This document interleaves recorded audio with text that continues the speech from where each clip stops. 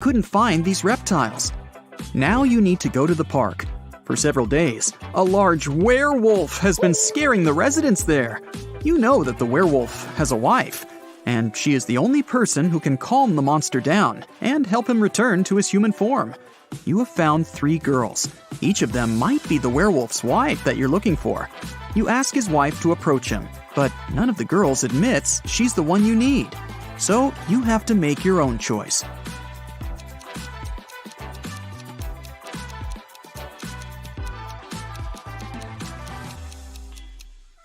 Do you see some wool on this girl's clothes? It's the wolf's fur, which means she's the wife. She walks up to the monster, hugs it, and the werewolf turns into a human. You're walking back to the car and hear some screams coming from the water. A woman is calling for help. You run into the river and swim toward the drowning woman. But when you approach her, you see 3 people. They're all screaming, but only one of them is a real human and needs help. The rest are mermaids who want to lure you to their kingdom.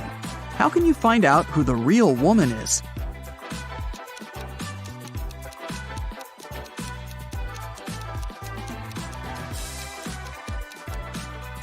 Just dive and check who has a fishtail. Emily has won the lottery, and now she can choose her prize. There are 3 options: a brand new Ferrari, a Gucci handbag, and Jimmy Choo shoes. Take a closer look at them and tell which prize she should choose.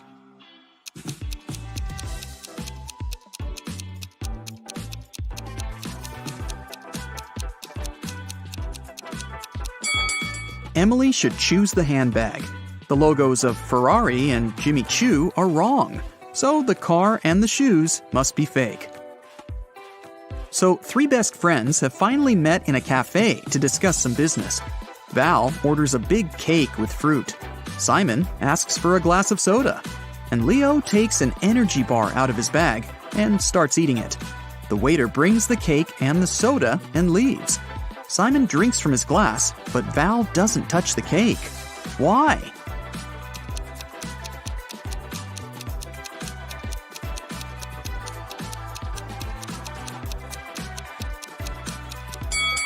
There are slices of tomatoes and cucumbers on it.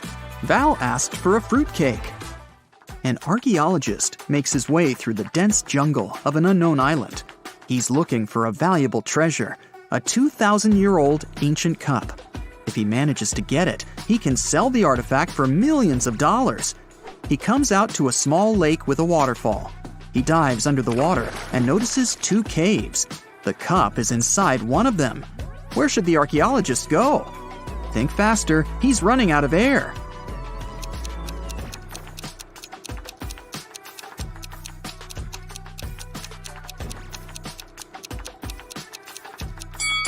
He needs to swim to the left cave. Air bubbles are floating out, which means there is some dry land inside the cave. 3 guys are sitting on the sidewalk. They're all in dirty clothes and look tired. Each of them hopes to get some money from people who are passing by. But nobody helps them, since one of these homeless people only pretends to be poor. Passers-by see this and don't want to help any of them. Who do you think is pretending?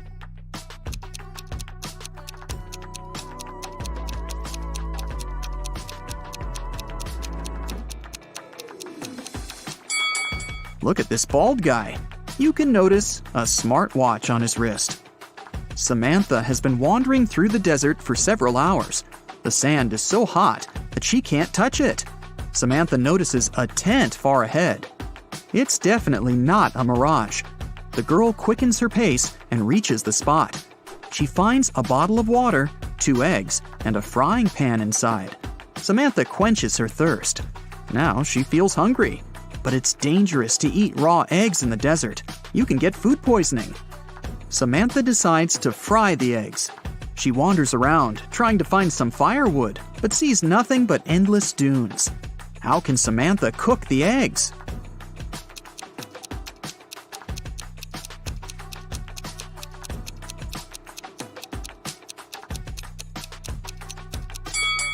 She can put the pan on the sand. It's hot. The sun will add to this heat, and the eggs will fry. After taking a shower, Albert realizes he's lost his wedding ring. It seems that the ring fell down the drain. Oh no, his wife will return home soon, and she'll definitely notice this disappearance. The wife enters the apartment. She looks at her husband, asks him to turn around, and pulls the ring out of his hair. It got caught there while he was in the shower. But how did the wife know the ring was there? Albert was facing her.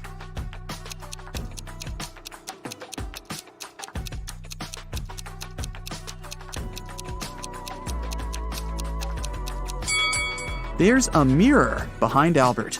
The wife noticed the ring in the reflection.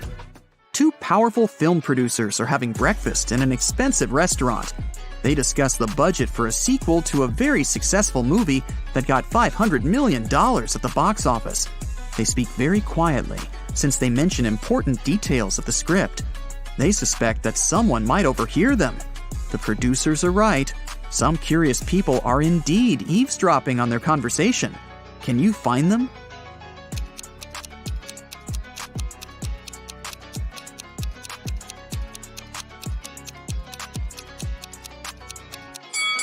There's a guy at the next table holding a magazine upside down. Obviously, he isn't reading it. He must be listening to the producers. That girl over there is a journalist. There's a camera lens sticking out of her backpack. See? She will post a video, and fans will be able to read the producer's lips. That man is eating a salad, but you can notice a microphone hidden in his long hair. 3 people are standing in line in front of an ice cream cart. The first guy is taking a cone from the seller. The guy behind him is nervous. His hands are in his pockets. The third guy is looking at something through binoculars. Which of them is a police officer?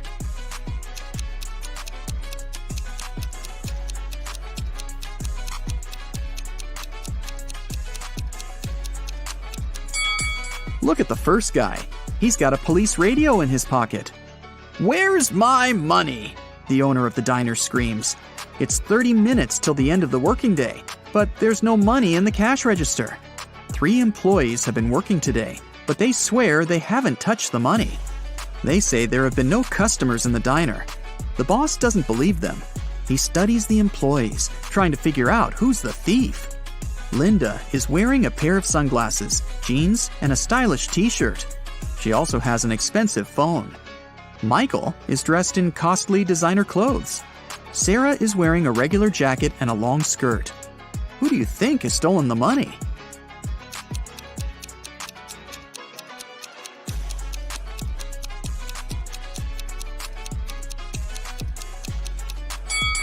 They're all telling the truth. Look at the sign on the door. Open, it says.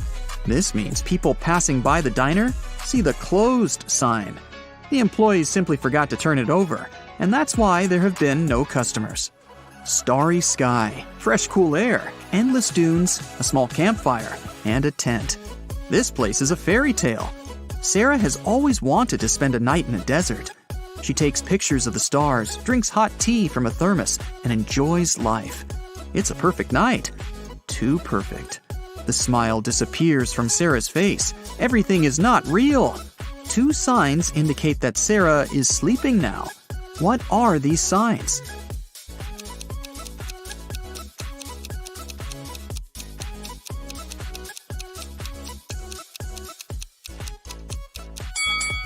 Two moons are shining in the sky. A sea crab is looking at Sarah from the sand. But it's scorpions that usually live in deserts, not sea crabs. Mary opens her eyes and realizes that she's in an unknown place. There's a lot of trash in the room. A red lamp is flashing from the ceiling. Something must have happened here. Mary can leave through the door. It's open. But wait, she needs to take some useful stuff from the room. But what? She can only choose 2 items. Which ones?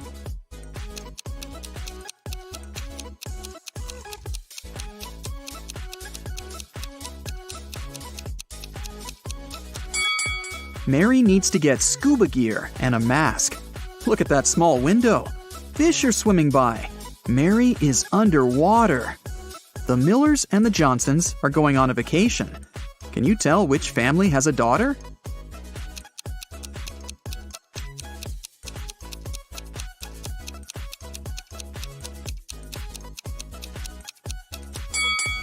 Take a closer look at their suitcases. The Millers have 2 suitcases, but the Johnsons have 3. The extra one must be their daughters, who probably just left for a while. Let's move to Norway. After the Christmas break, 2 twin sisters, Alicia and Ada, came to visit their mother. However, one of the sisters has a boyfriend from Thailand, who she had visited right before her mother. Can you tell which one?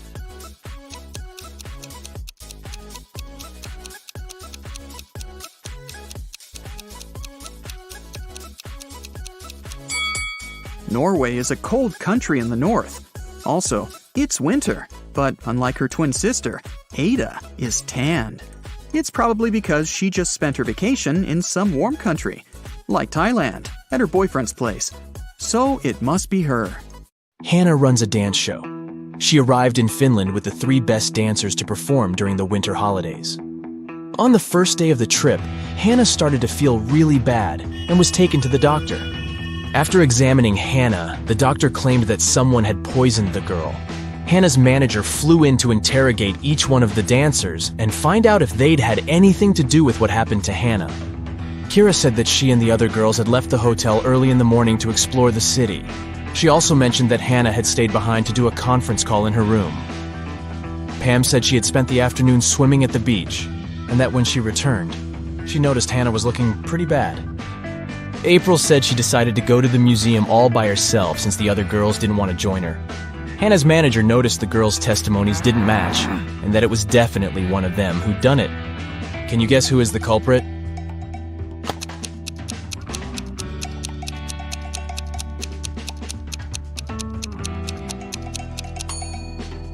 It was Pam. Oh, no. She mentioned she'd gone to the beach, but it's wintertime in Finland.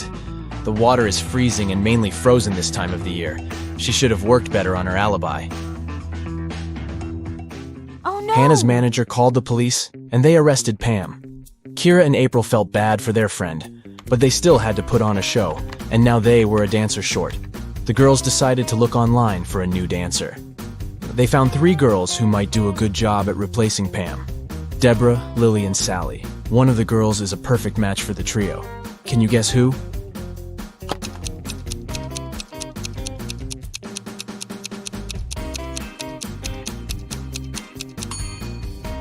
It's Sally. Both of the other profiles are fake. If you look closely at Deborah's picture, you'll see that the shadow on the back is not hers. It's definitely photoshopped. And look at Lily's birthday information. If that were true, she wouldn't have been born yet. Keith was a singer, and he was going to perform at Bath's House of Performing Arts. He was taking all of his equipment backstage to get ready for a sound check when a police officer ran into the room. The officer said that one of the actors from that night's show was a runaway criminal. There were 4 actors playing Santa Claus, but one of them was a fake.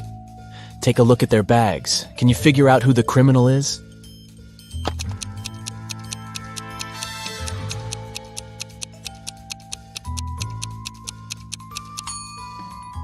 It's the owner of the 3rd bag. Santa never shaves off his beard, and that guy is carrying shaving cream. He must be the runaway. Becky just bought new augmented reality goggles. She decided to play one of the games available, and this picture popped up right in front of her. These 3 people sure are in some bizarre situations, but which one doesn't make any sense?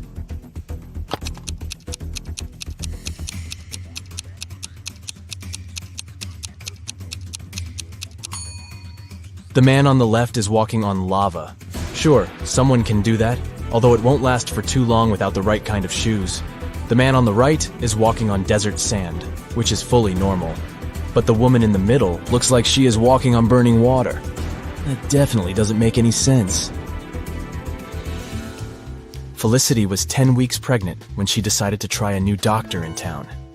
The doctor did an ultrasound of her belly and gladly said, "Ah, it's a boy." Felicity looked confused and said, "No, I'm pretty sure I'm having twins." The doctor was the one that looked confused after Felicity's answer. Take a look at both women. Can you tell who's right?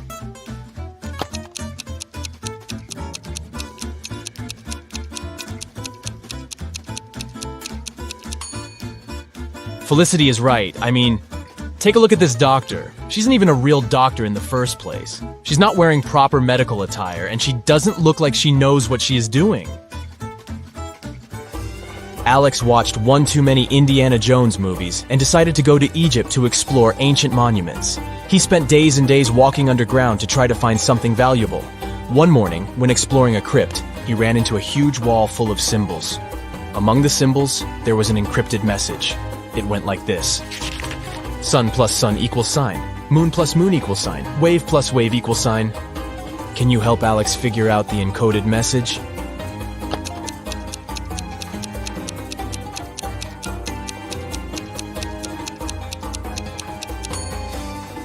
This is not an easy one, but here's how it works. Sun has 3 letters, moon has 4 letters, and waves has 5 letters. So the encrypted message is the number sequence. 6, 8, 10. Way to go, you. Take a good look at this image. Can you tell who is smarter?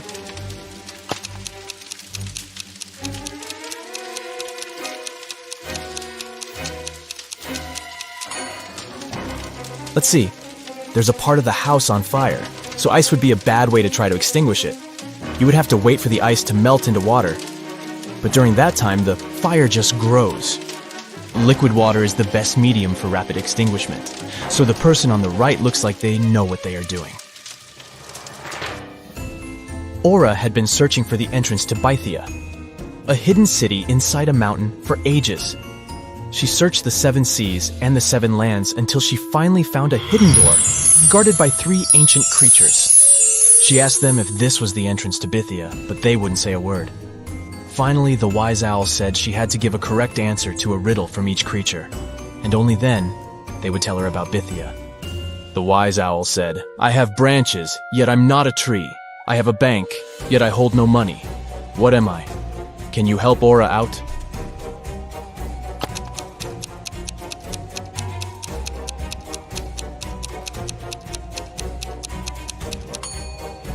The correct answer is a river. A river has branches that flow into different streams, and the sides of the river are called riverbanks.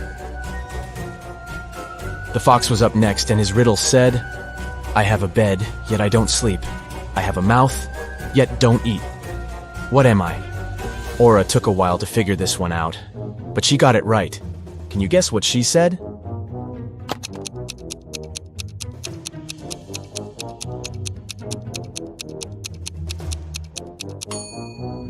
It's an oven, duh. Pretty obvious now that you think of it.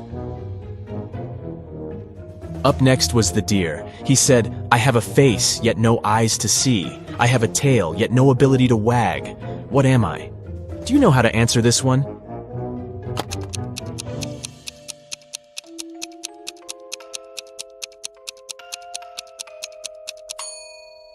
It's a clock.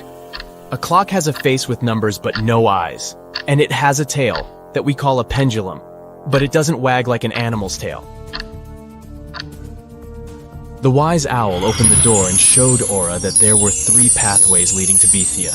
She should choose the correct one, otherwise she would get stuck in this in-between place forever and would never be able to get out. Take a look at the pathways. Which one should Aura choose to complete her journey?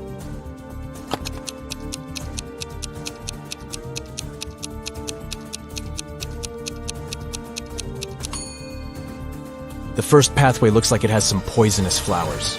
The air looks like it's filled with their poisoned pollen, so that wouldn't be a nice one to go.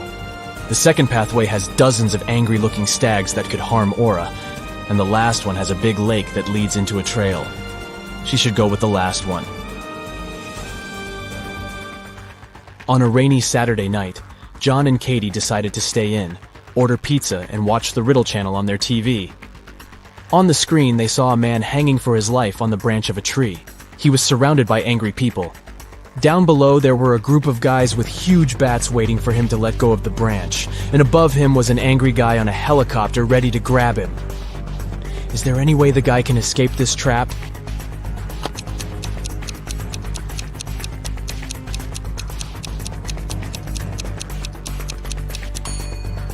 He should throw the bat that's in his pocket to the floor, aiming at the group below him.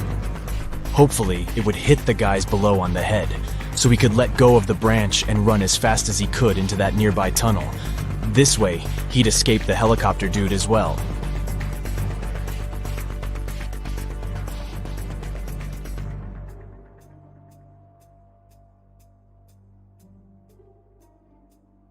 Mary is a college student, and she's late for class. That's why she runs down the hallway and bumps into a skateboarder. She hits her head and forgets what class she was running to. Mary remembers just 3 things. This class is taught by a redhead professor. She has to go upstairs, and she already attended economics and philosophy classes today. Can you help her find the correct classroom?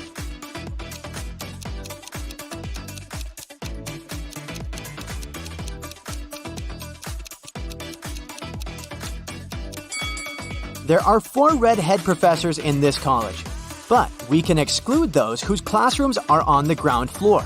Although this gentleman is on the first floor, he teaches economics, so he doesn't fit either. Meanwhile, the math teacher matches the requirements perfectly, so Mary should go up to the second floor.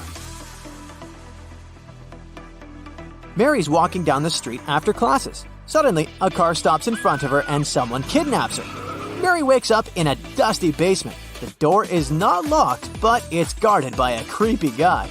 She looks around and finds 3 pills: red, green, and blue. Each pill will give her one specific superpower for 10 seconds. The red pill gives the power of super speed. The blue pill will make her invisible. And the green one will make Mary fly. Which pill should she choose to escape?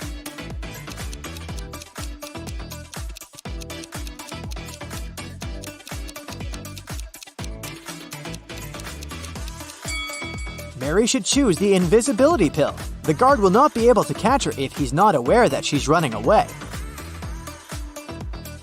The next day, Mary goes to college and faces amazing news. Her friend Bill succeeded in making clones of some students. But unfortunately, now he cannot tell clones from real people. Can you help him?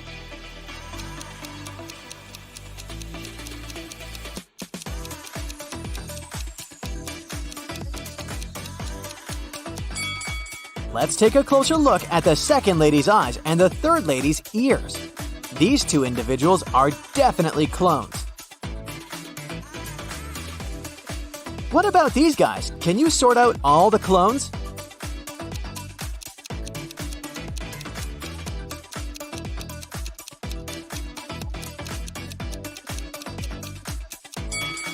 Both of the palms of the second guy are right, and the third one has weird wires in his arm. So only the first guy is a human. Let's see if you can spot clones here.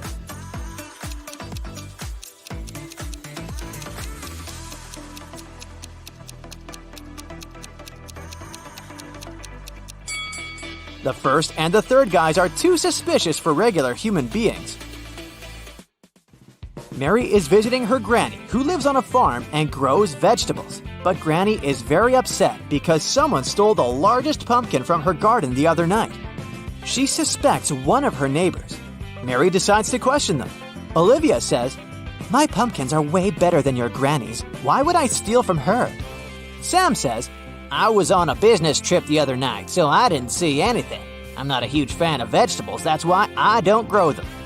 And Tom says, "Your granny is bothering me with small talk all the time, so I avoid visiting her farm at all costs." Can you help Mary spot the thief?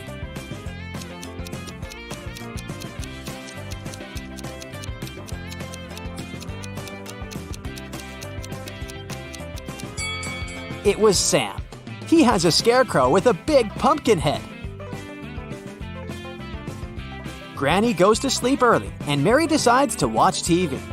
Breaking news! A dangerous criminal ran away from a nearby prison and now creeps around the village. Suddenly, Mary hears someone knocking on the door. She opens and faces 2 ladies who introduce themselves as Mary's neighbors. Both ladies are baking cakes separately. Sarah is asking for a cup of sugar, and Sheila would like to borrow a cup of milk. But only one of them is safe to invite over. Can you guess who?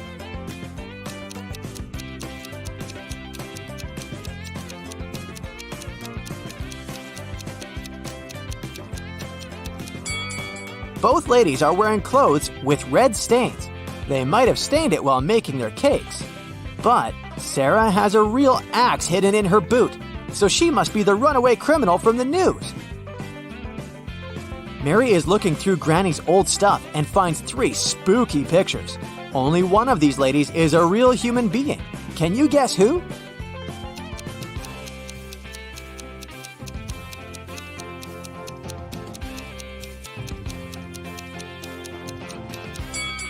The first lady is a real mermaid. Take a closer look at her neck. She has gills and she breathes underwater, so we can exclude her. The third lady has vampire ears and red eyes, but who knows, maybe it's just a costume. Meanwhile, the second lady is hanging on a transparent rope, so she's just pretending to be flying. And since we know there's only one human among these ladies, we can conclude that it's the second lady. Mary finds 2 similar pictures of her granny. Can you spot 3 differences between them?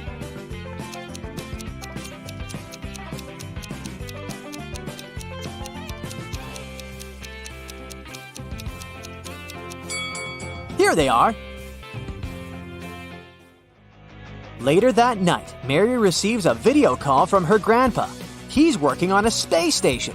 Grandpa tells Mary sad news. Tonight, someone from my team stole all the seeds from the local Martian kiwi. It took me a year to obtain them. I'd like to find the one who did it as soon as possible. Otherwise, it'll take years to find new seeds. Mary takes a brief look at the crew and spots the thief right away. What about you?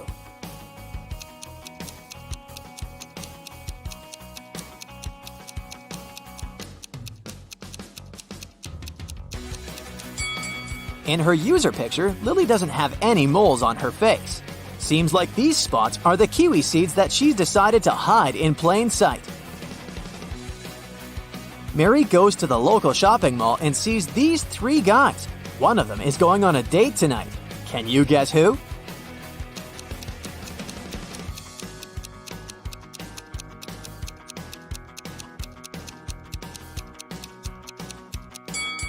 It must be the third guy.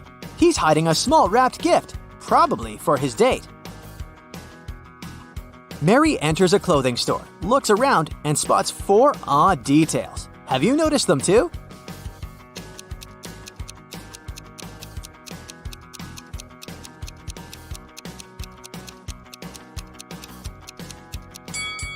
The mannequin has 6 fingers on one of her hands. The ceiling fan is not connected to any wires, but it works. The lady is eating ice cream near the cashmere sweaters, but there's a sign at the entrance forbidding customers from entering with food, and the sales lady is walking barefoot. Mary continues her shopping and finds something very curious. It has a head and a tail that will never meet. Having too many of them is always a treat. What is it?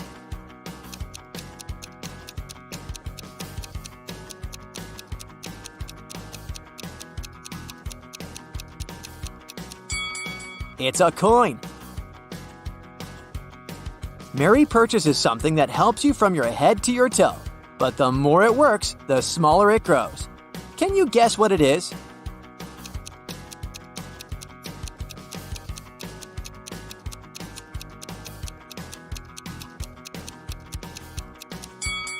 It's a bar of soap.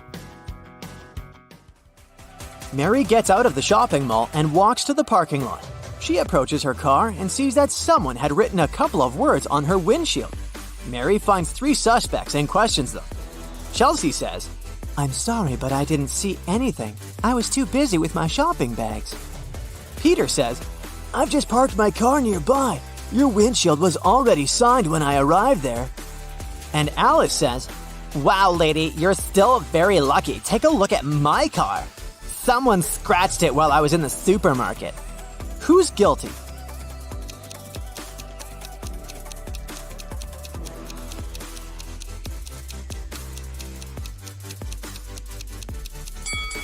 Chelsea. Take a look at her lipstick color. It's purple, just like the inscription on Mary's car. Mary wants to take her car to the nearest car wash. Chelsea offers to pay for the cleaning if Mary manages to crack her riddle. The more you take, the more you leave behind. What am I?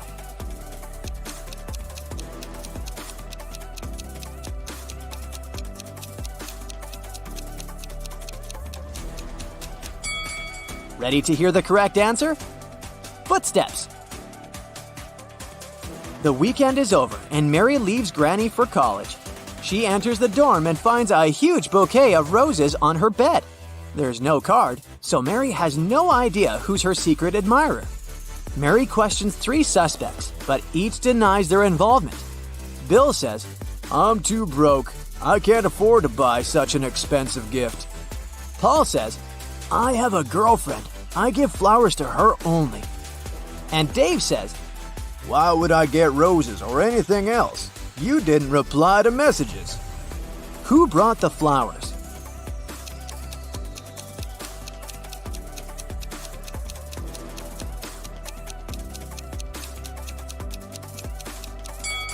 Bill. He has a few rose petals left under his bed. Mary goes to the local library. Oh no, the door is locked. Someone changed the 9-digit password, but luckily, Mary finds a note with a hint. 3, 1, 2, 9, 4, 7. Can you help her figure out the new code to open the door?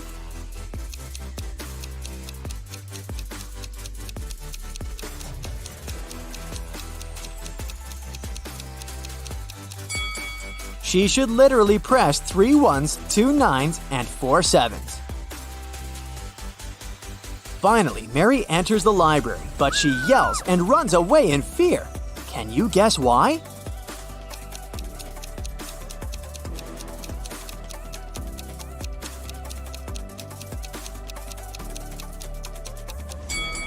Take a look at the flower pots. There's a greenish snake crawling around one of the plants. Molly, Holly, and Sally in a fancy limousine, but the car breaks down on the way.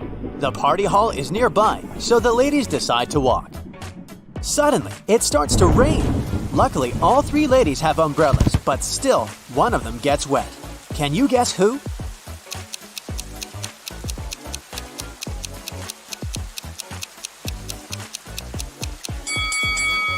Holly. Her skirt is wider than the diameter of her umbrella.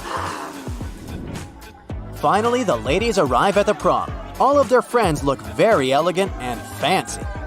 Leah is wearing very expensive designer shoes. Bella carries a Chanel bag. Alice is taking selfies with the latest smartphone. And Kim is showing off a sparkling diamond necklace. But in fact, only one of them is wealthy. Can you guess who?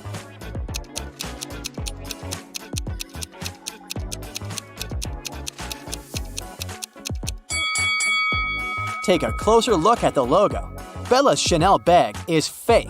Leah's shoes are way bigger than her feet, so she probably borrowed them from someone else. As for Alice, the smartphone in her hand is not hers. It has Kim's name on it, so Kim is the richest person here. Kim goes to the dance floor. Bobby, Billy, and Kenny invite her to dance, but one of these guys was bitten by a vampire, so he's not safe to dance with. Can you guess who?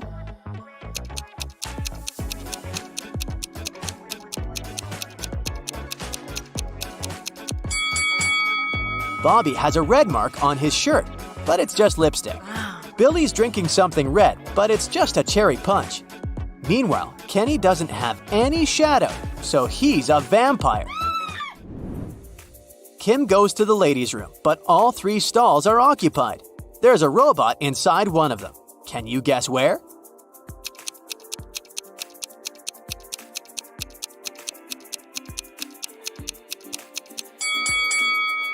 Let's take a look at the first lady's feet. Ouch! She's rubbed multiple corns with her fancy sandals. She can't be a robot. As for the third lady, her pedicure is too messy for a robot. Therefore, the robot is in the second stall. Bella asks Kim to take her picture. Kim takes a couple of shots. Can you find 3 differences between them?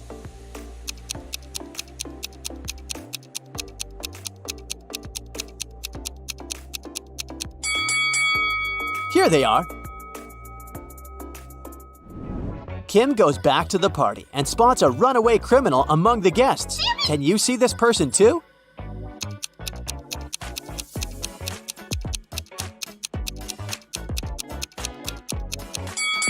It's the show host. He's hiding a prison robe under his suit. At the party, Bella gets bitten by a vampire too. Kim takes her to the hospital. They meet two doctors in the lobby.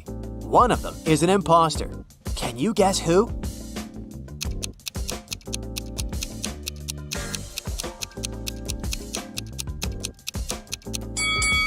Real doctors wear gloves, and the woman on the right doesn't wear any. Bella gets into a hospital ward with 3 other people. One of them is not sick. Can you guess who?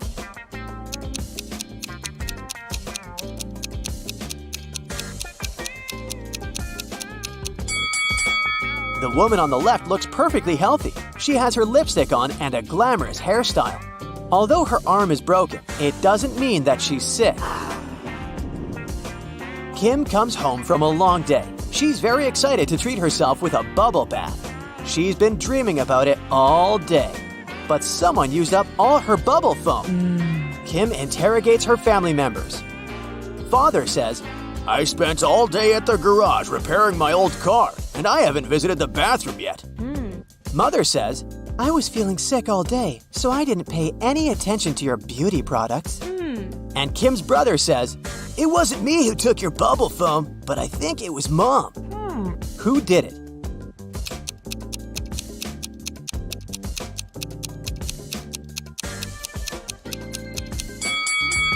Take a closer look at Dad's beard.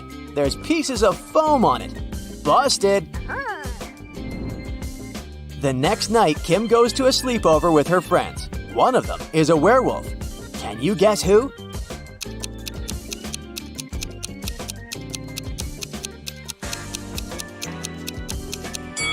This guy is a werewolf. Take a look at his claws. Oh no. Kim puts some cash in a stash in her room and leaves for Granny's house. In a couple of days, Kim returns and realizes that someone had stolen her money. How did she guess?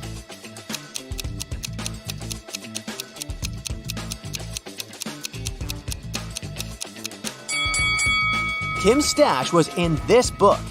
It was on the shelf when she left, and now the book is gone. Oh God. Kim runs to the living room and yells at her family. Who stole my book? Everyone swears to have nothing to do with the robbery, but Kim spots the thief right away. What about you?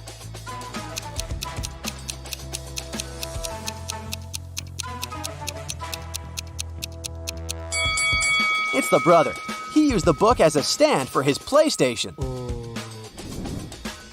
Kim is watching a TV program about risky sports. Oh. Can you help her guess which guy has a better chance of survival? Oh God.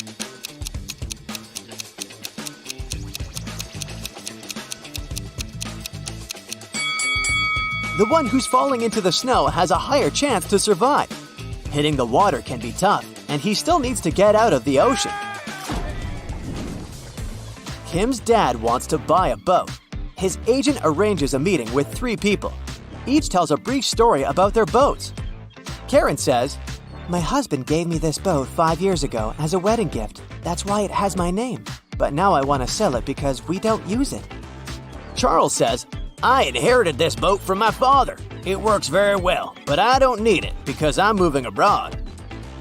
And Liam says, I built this boat on my own, but now I'm building a bigger one, so I'd like to sell it to get some cash. One of the sellers is lying. Can you spot who?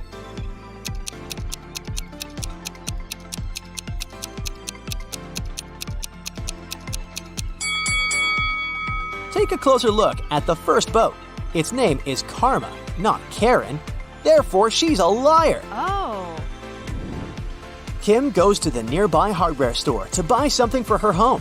Kim asks, how much for the one? The shopkeeper replies, it's $2. Then Kim asks, how much for 11? The shopkeeper replies, it's $4. And finally, Kim asks, how much for 100? And the shopkeeper replies, $6. What is Kim buying?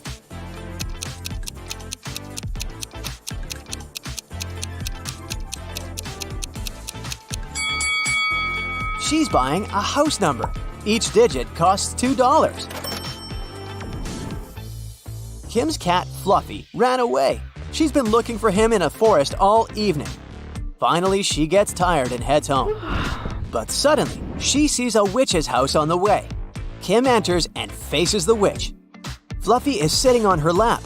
The witch says, I'll release your cat if you crack my riddle. I have two besties who are identical twins.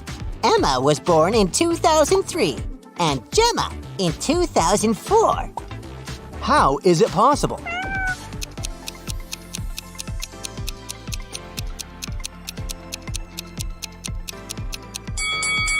They're twins, but they were born on New Year's Eve. Emma was born right before midnight and Gemma right after midnight. Duh. The next day, Kim meets a handsome guy who likes puzzles. She asks his name, but instead of answering directly, the guy writes a date on a piece of paper. Can you help Kim figure out his name?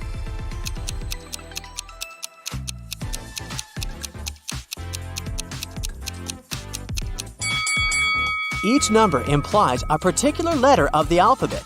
The guy's name is Theo. Theo invites Kim to an art exhibition. Take a look at these squares. Which one is bigger, yellow or green?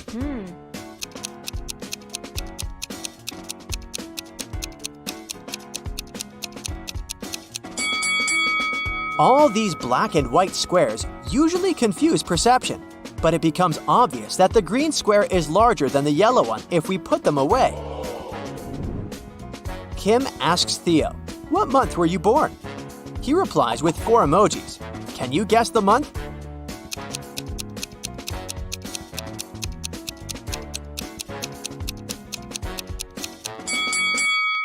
Jack-o'-lantern stands for J. The next emoji implies U. Nut stands for N, and eggplant stands for E. Theo was born in June.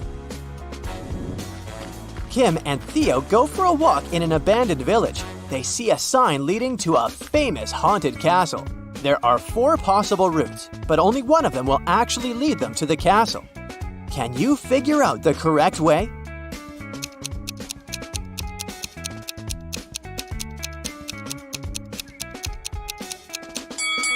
It's way easier to untangle this maze if you start drawing from the final destination.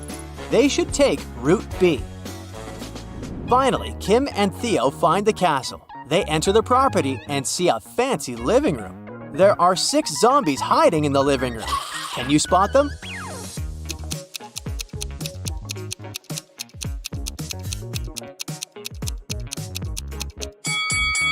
Hello! The guys run away from the zombies and hide in the basement. They wander around and see 3 doors. Suddenly, the basement begins to get filled with water. Kim and Theo have to choose a door quickly to escape. But each door has a surprise. There's a tank with a family of sharks behind the first door. There's a deep hole with sharp venomous corals behind the second door. And there's a tank with piranhas behind the third door. Which door is more or less safe?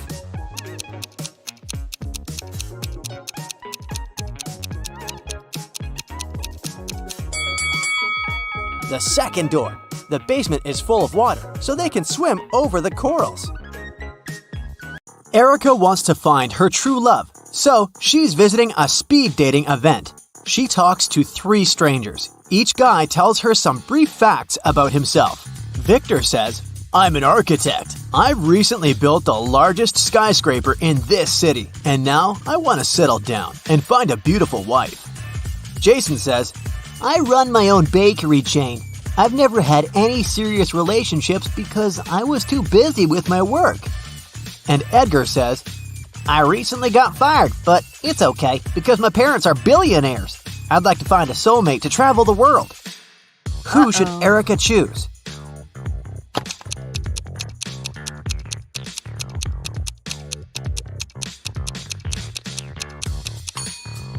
Take a closer look at Victor. His teeth are too sharp.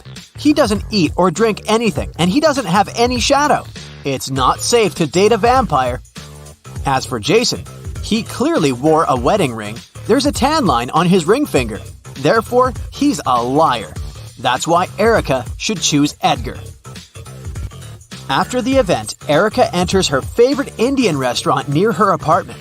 She makes an order, puts her bag on one of the tables, and goes to the restroom. After a couple of minutes, she returns and finds out that someone had stolen her bag. The waiter says, "I saw someone with a neck tattoo running into the restaurant's second floor." Erica goes upstairs and finds 3 possible suspects. Can you spot the thief?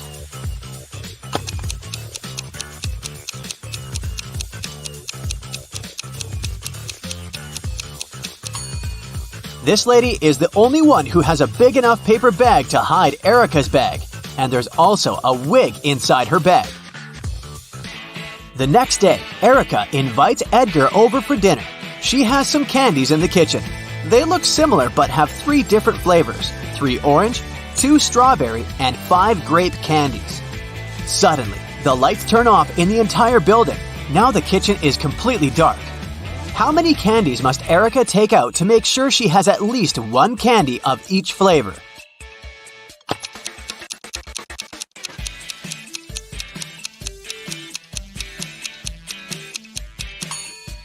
To figure out the minimal number of candies, subtract 1 from the smallest number, and then add all the larger numbers to it, and you'll get 9. Today is Edgar and Erica's wedding day. Man, they move fast. In the morning, the bride is getting ready. First of all, she goes to the shower for 20 minutes. When she returns to her room, she finds out that someone had stained her wedding dress. Only the bridesmaids had access to this dress. So, Erica questions them. Lily says, "In the last 20 minutes, I was chatting with your mom in the living room. She can confirm my words." Rosie says, "I'm not proud of it, but I was in the kitchen secretly eating some snacks prepared for the wedding dinner." And Daisy says, "I've been dealing with a flower shop. They delivered the wrong flowers." Can you guess who stained the dress?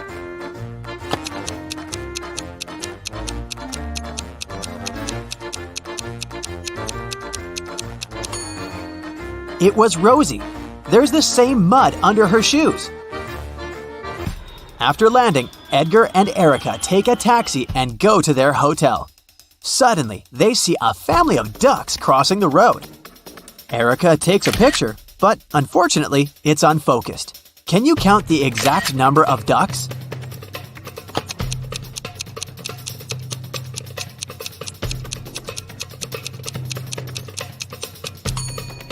Let's take a look at one duck at a time. We can see 2 beaks, so there's another duck behind the first one. And here, we have 2 little ducks near the bigger one. And this duck is single. So far, the overall sum is 6. This guy is not a duck, it's a goose. But there's 1 more duck hiding behind him, and 3 more over here. So the overall number is 10. Erica and Edgar arrive at their hotel. 4 employees greet them in the lobby, but one of them is an imposter. Can you guess who?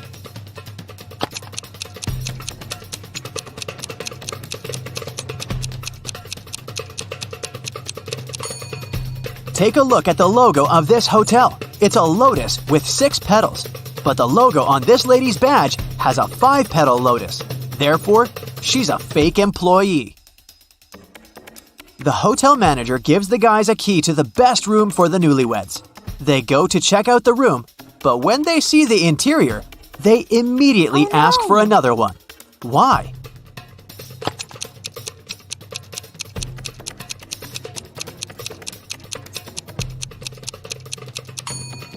There's a transparent lizard crawling along the curtains. This potted flower has teeth, and someone is clearly peeping at them through the eyes of this portrait on the wall. Sally, Nellie, and Kelly are hanging out at the beach. They play volleyball and have a lot of fun, but then their ball flies away into the bushes. Nellie leaves the playground to bring it back, and she never comes back. Kelly and Sally look everywhere, but Nellie is gone. They begin to panic and call the police. Detective Bold arrives quickly, finds 3 suspects, and questions them. Bill says, "I've been chilling here since morning, but I didn't notice anything." Kyle says, "I arrived here just now, so I have no idea what's going on." And Mike says, "I was diving in the sea and watching the corals." Can you figure out the kidnapper?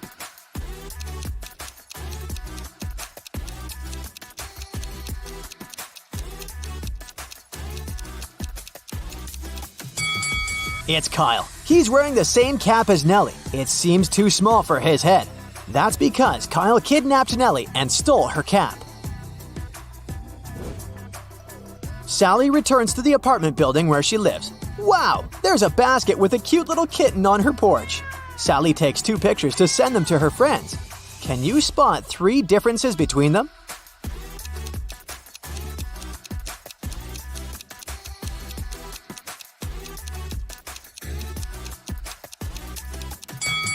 Here they are. Sally wants to know who brought the kitten, so she interrogates her neighbors. Tom says, I've been playing video games since early morning. I didn't leave my place at all. Tim says, I've been working out and I haven't left my apartment yet. Tyler says, I stayed home all day too. I was too busy playing basketball. Who's lying?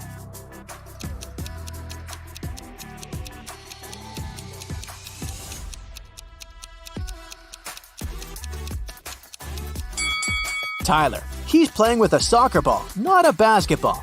Moreover, it's pretty hard to play basketball alone inside the apartment. Sally goes to the supermarket to buy some milk for the kitten. Only these 3 packs of milk are left on the shelf. Can you help Sally choose the best option?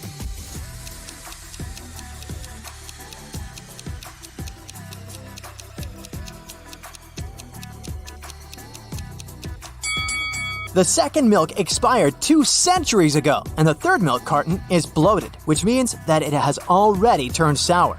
Therefore, Sally should grab the first milk. Sally has been working as a cab driver for several years. One day, a police officer finds Sally unconscious in her car. Someone attacked her and stained the car with glue. The officer checks Sally's app account. Sally had quarrels with 3 clients recently, so he interrogates them. Rob says, I took a cab to the university. When we arrived, Sally asked me to pay extra money for parking, and we had a brief quarrel, but I wouldn't put my future career at risk for a couple of dollars. Karen says, yesterday I received an emergency call. My husband got to the hospital, so I needed to get there as soon as possible. But Sally was driving very slowly. That's why we had a quarrel. And Mrs. Green says, I was returning home from the supermarket after grocery shopping. Sally asked for extra money for helping me with the bags. I didn't like it. After hearing their stories, the officer knows for sure who's guilty. What about you?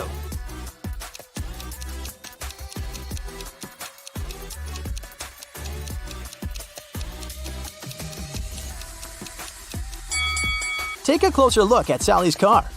It's parked near the hospital, which means that Karen's trip was the last one before the attack. Therefore, she did it. Sally is feeling much better and she gets back to work. She needs to pick up her client at a restaurant. Her app offers 3 possible routes, but only one of them will actually bring her to the desired destination. Can you guess which one?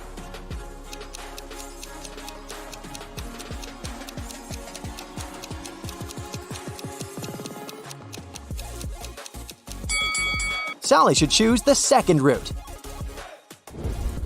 Sally parks her car near the restaurant and faces the following scene. One of these ladies has a ghost mother. Can you guess who?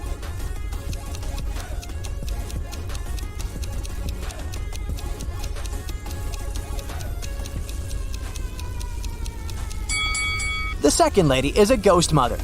Take a look at her mother's face. She's even younger than her daughter, which means that time has stopped for her a long time ago. Moreover, she leans over a candle without any fear of an open flame. Sally wants to visit her boyfriend Ken at his office, but the front door is locked. Can you help Sally figure out the 5-digit code?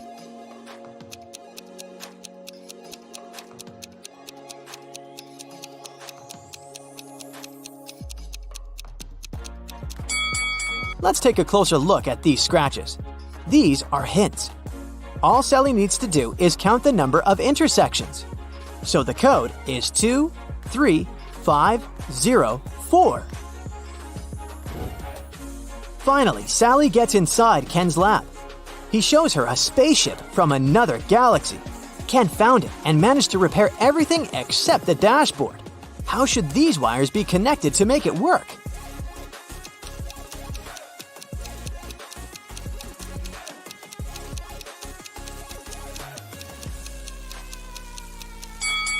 Here, we see unfamiliar symbols from another galaxy.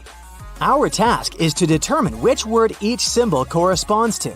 These dots are put in the same places as the tails of some letters. This way, we can find a match for each word and connect the wires. Suddenly, Sally gets sick. She has a headache and a sore throat.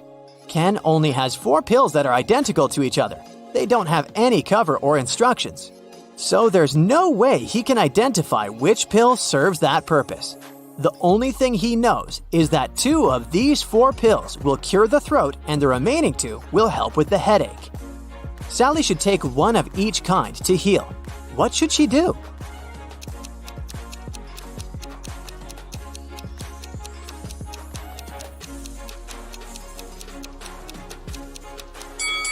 The only solution available is to cut each pill in half, and then take 1/2 from each of the 4 pills. This way, she'll definitely have 1 pill of each kind. Ken offers Sally to live together. They begin to look for a new apartment and arrange 3 meetings with landlords. Each tells a story about their property.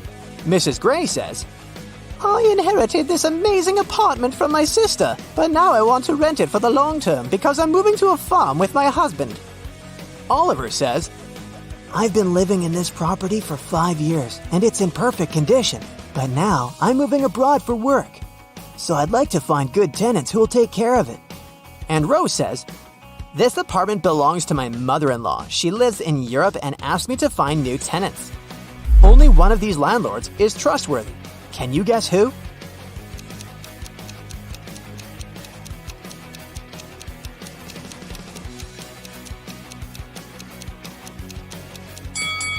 There's an advertisement near Mrs. Gray's apartment. This property is for sale. Therefore, she probably lied about the long-term lease. And now, let's take a closer look at Oliver's ceiling. It's leaking. Therefore, his apartment is not in perfect condition. Liar! Sally's kitten ran away. She's been looking for her pet all day long. Suddenly, Sally meets her neighbor holding her kitten. He says, I'll give your pet back only if you crack my riddle. I'm the last thing you take off when you go to bed. What am I?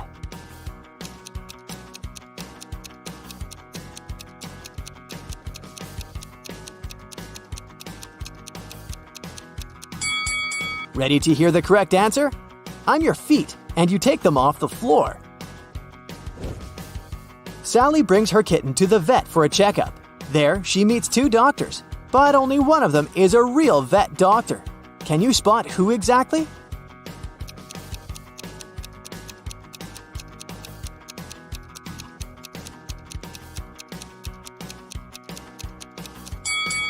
Real doctors usually wear gloves at work, but the guy on the left doesn't wear any, although he's holding a dog.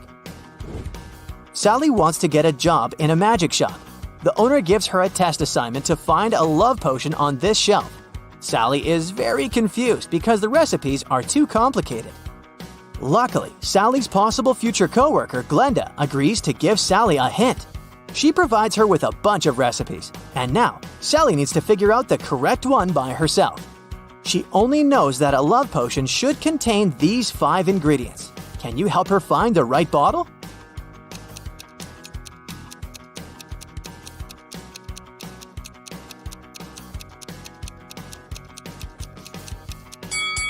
Only the 3rd bottle has all the required ingredients, so Sally should grab it.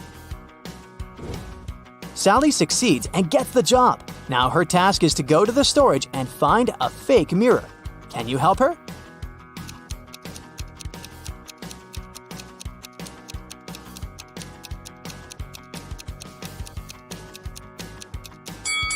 Only the 2nd mirror shows the correct reflection, so the remaining 2 are fake.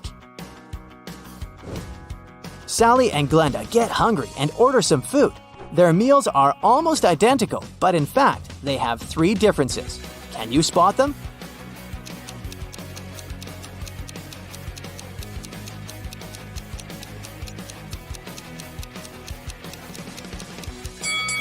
Here they are. Matt buys a new house. In the basement, he discovers 3 signed boxes and a note. It says that one of the boxes contains $1 million. The 2 other boxes are empty, according to the note. Only one of the 3 messages written on the boxes is true. On the first box, it said that the cash is not there. The second box has a similar message: the cash is not here. And the third box says that the cash is in the second box. If you were Matt, which bag would you choose?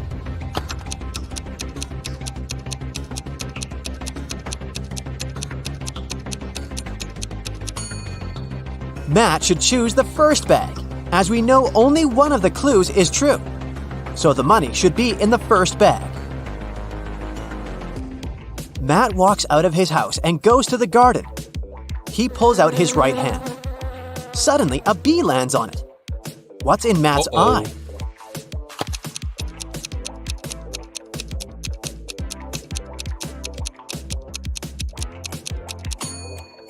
Beauty.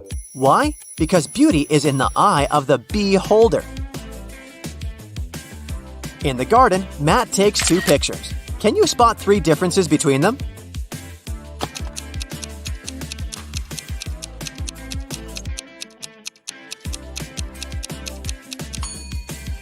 Here they are. Matt returns home and figures out that someone has broken into his house, and the thief has just left. How did Matt figure this out?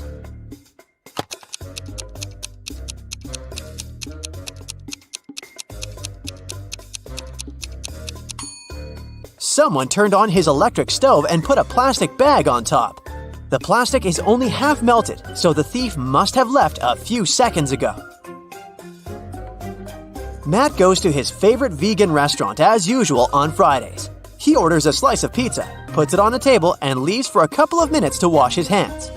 Then Matt comes back and finds out that his pizza is gone. He interrogates 3 customers nearby. Harold says, "I'm not hungry, so I didn't even look at your food. I came here for the sake of coffee." Bella says, I was having a video call with my boyfriend. He lives in another country, so we go on virtual dates every Sunday. Distance is so exhausting. And Anna says, "I was taking pictures of my food, so I didn't look around. You can check them out if you don't believe me." After hearing about what they had to say, Matt knows for sure who's a liar. What about you?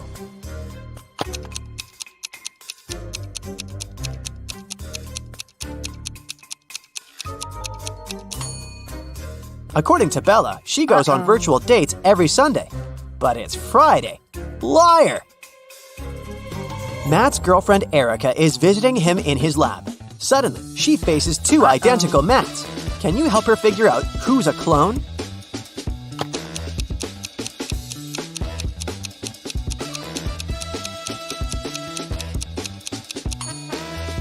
The guy on the right has a scar on his arm. Meanwhile, the clone doesn't have any because his skin is brand new.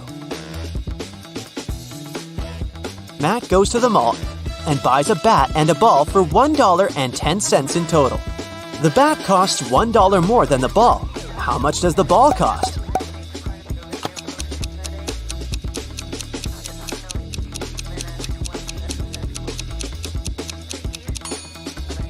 Nope, the correct answer is not 10 cents. It's actually a little less.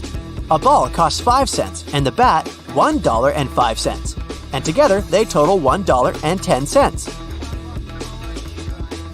Someone robbed Matt's lab. The thief stole the cloning device and he's going to hand it over tonight. This is a great opportunity to catch the criminal. The police figure out the approximate place where to look for the device. They decide to question several people nearby. Greg says, "The garbage truck has just emptied the overhead trash cans."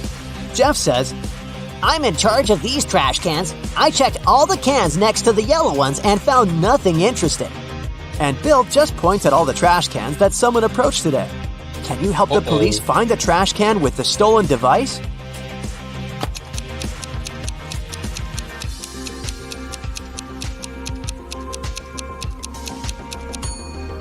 First of all, we need to calculate the top cans. And now let's check all the remaining trash cans which people were approaching.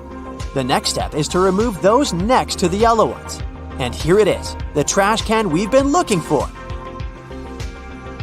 After the robbery, Matt decides to lock his lab door with a password. There are 4 buttons with different images: orange, banana, apple, and tomato. Can you guess which button opens the door?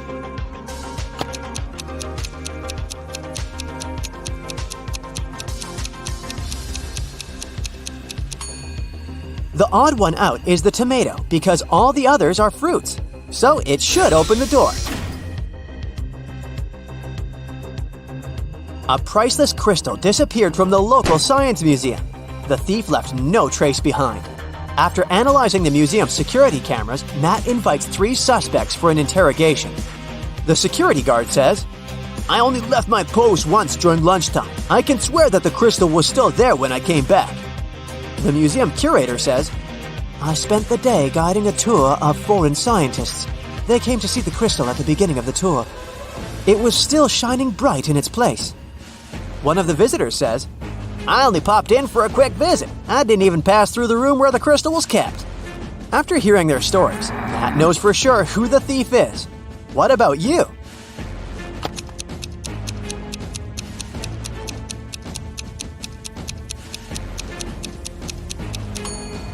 It was the visitor. He hid the crystal in his sleeve. Matt's brother Greg arrives at his house to eat together. He yells, "Matt, the microwave is on, and it's already defrosting our dinner." Greg hears Matt's reply from the bathroom.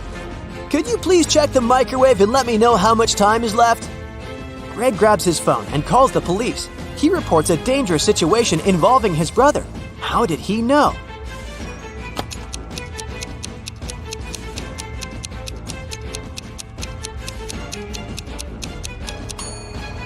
Greg is blind, so his brother would have asked him to look at the microwave because Matt knows that Greg can't see. This made Greg suspicious, and that's why he called the police. The next day, Matt wakes up in a secret abandoned lab. He wanders around and finds 3 doors leading to freedom, but each door is hiding an unpleasant surprise. Here's a creepy monster sitting in a cage behind the first door. It's very hungry and angry. There's a bunch of venomous snakes crawling behind the second door, and the lights are off, so Matt won't be able to see them. And behind the door, there's a huge fire. Which way is more or less safe?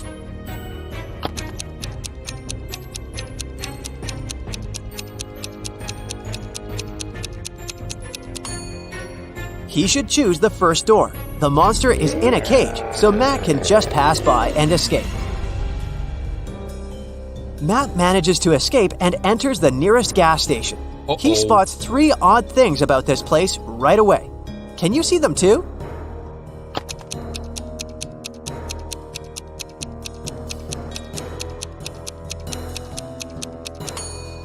The poster with the engine oil advertisement offers a 0% discount. The cashier has an octopus tentacle instead of hands. See this package of chips? It says they have the flavor of spiders. That's weird. The cashier agrees to help Matt get home if he manages to solve his riddle. I came first on Earth, but second in heaven. I also come twice a week, but I'm found just once a year. I stay away for months, but you can find me in February. What am I?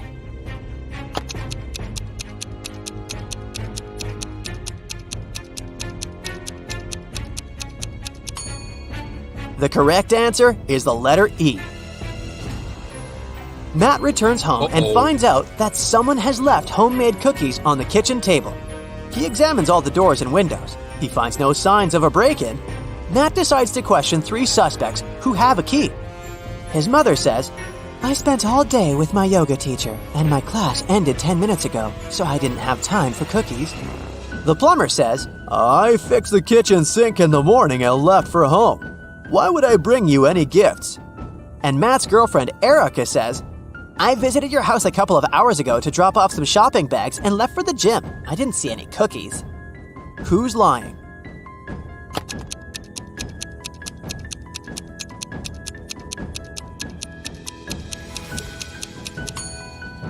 The plumber. Take a closer look at the kitchen sink. It has no tap. Therefore, he lied. Matt is walking in the local restaurant and gets lost in a maze. He has only 15 seconds to get out before it starts raining. Can you help him find the right direction?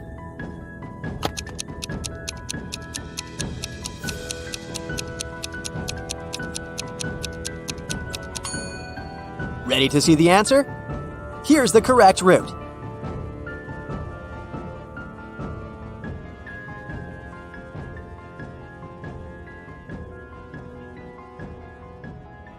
Hey, here's another opportunity to train your brain and sharpen your logical thinking skills. Don't miss out on it. Yeah. Liam was a doctor from Chicago. Once, he asked his boss to let him attend a medical conference in Berlin. The boss let Liam go but asked him to send a photo report as soon as he got to Europe. The next day, the boss received a message from Liam that said, "Hello from Germany, that's me right now." A photo was attached to the message. After looking at it, the boss realized Liam had lied to him. How did he figure it out?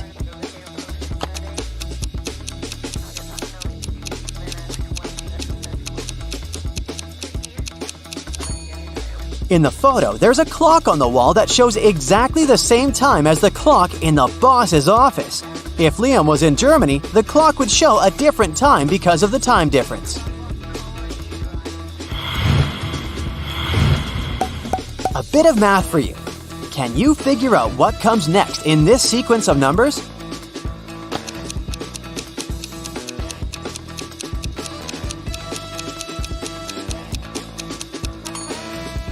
It's gonna be this long number.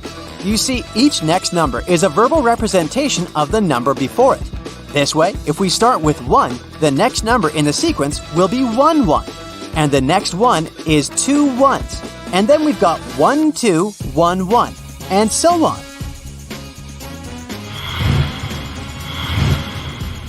Look at this picture attentively. The guy has sent a message to his girlfriend. He seems to be missing her very much, but is it true? Can you figure out if he might be cheating on her?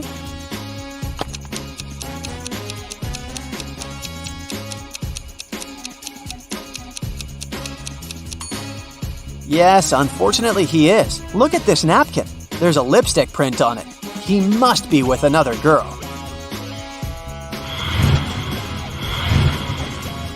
Once, a man came to a police station. He said he'd been robbed on his way to the bank.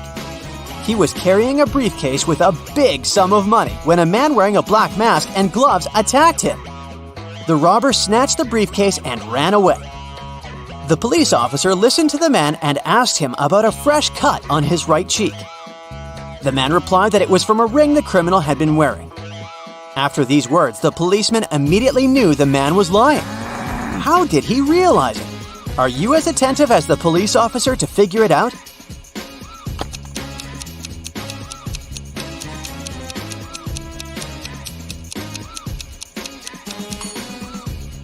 The man couldn't know about the ring on the robber's finger, since he claimed that the criminal had been wearing gloves. Turn me on my side, and I'm everything. Cut me in half, and I'm nothing. What am I?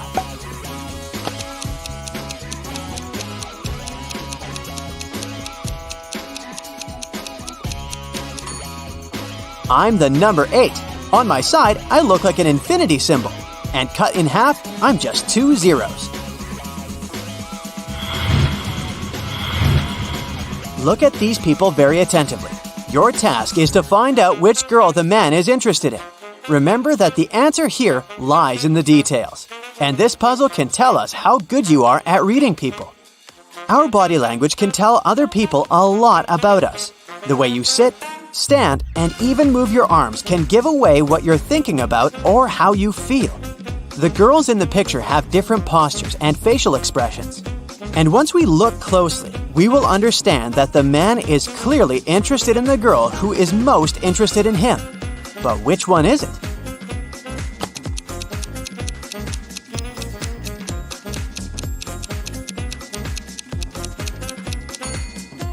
The second one from the left.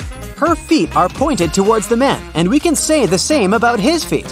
While girls number 1 and 3 are looking at the man too. They aren't into him all that much. Their feet and body language give it away. A wealthy old man didn't have a will, so he ordered his sons to race their horses, and the one whose horse would be slower would receive his inheritance. The two sons realized that they would be unable to race since they would be both holding their horses back. So they went to a wise man and asked him what they should do. After listening to his advice, the brothers started racing at full speed. What did the wise man tell them?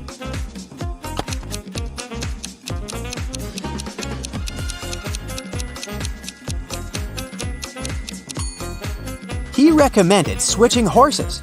Now, whoever wins the race will get the inheritance because they will technically own the losing, slower horse. 4 people came to a river with a narrow bridge that could only hold 2 people at a time. It was nighttime, and they had just one torch that had to be used when crossing the bridge. Person A needed 1 minute to cross the bridge, and person B could do it in 2 minutes. It took person C 5 minutes to get to the other side, and person D needed 8 minutes. If 2 people were crossing the bridge together, they had to move at the slower person's pace. Can all these people get across the bridge within 15 minutes or less?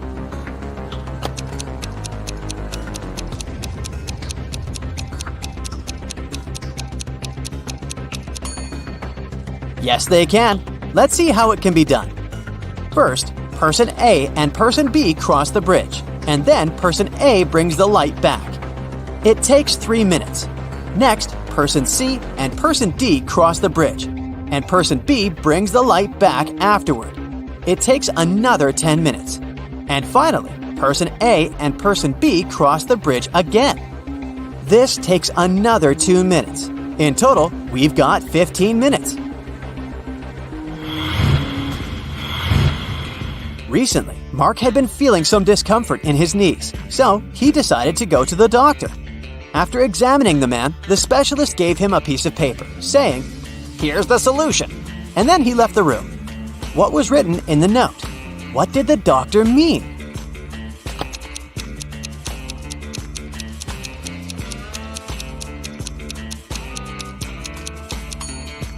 The treatment is a painless operation. The missing letters spell out pain. Thus, Mark should have a painless operation. Thomas was talking with his colleague, and she asked him how many kids he had. He answered that he had 3 children, and she asked him about their ages. Thomas replied, "The product of their ages is 72, and the sum of their ages is the same as my house number."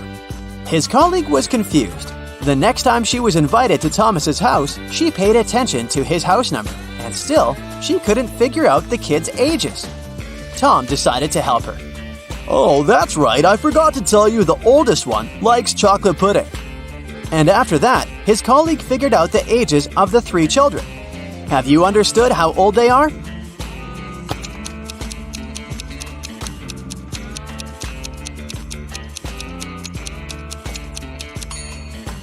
The kids are 3, 3, and 8. The key to this riddle is the colleague knows the sum of the children's ages, but she still can't tell how old Thomas's children are because she is stuck between several possibilities. To narrow it down further, only 2 sets of numbers that multiply to 72 share the same sum. And that's when the man reveals that his oldest child likes chocolate pudding. Only the latter of these 2 sets has a distinct oldest child. Imagine that you're in a dark room. There's a candle, a wood stove, and a gas lamp there. You only have 1 match. What do you light first?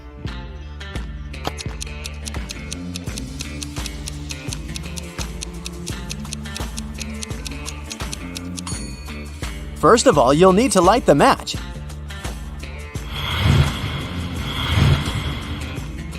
These 5 bags of gold all look identical.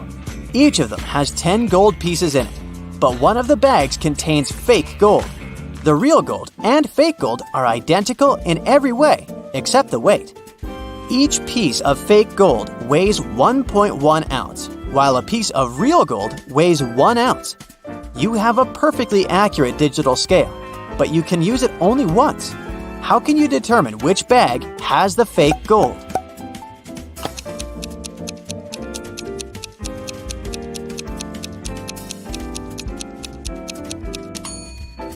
You should take 1 gold piece from the first bag, 2 from the second bag, 3 from the third bag, 4 from the fourth bag, and 5 from the fifth bag.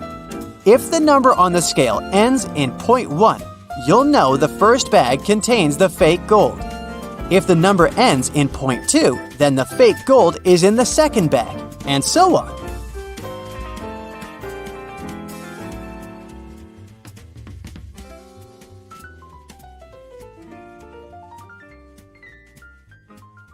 Now, Carol was invited to a Halloween party in an abandoned house.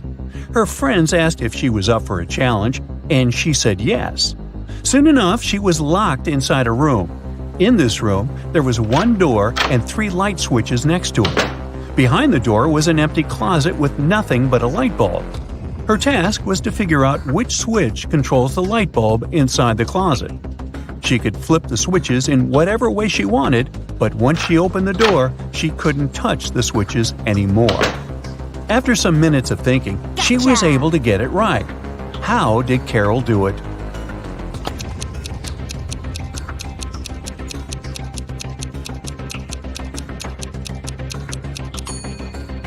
Okay, let's go step by step.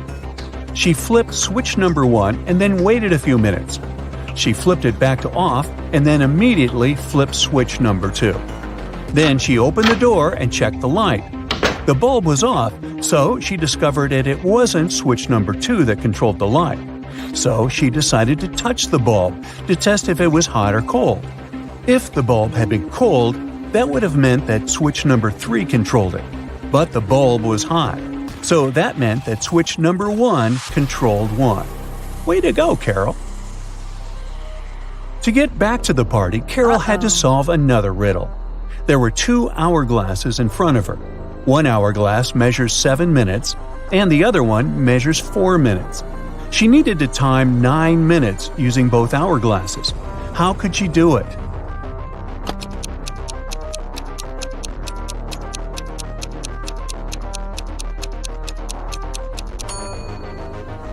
First, she turned both hourglasses at the same time.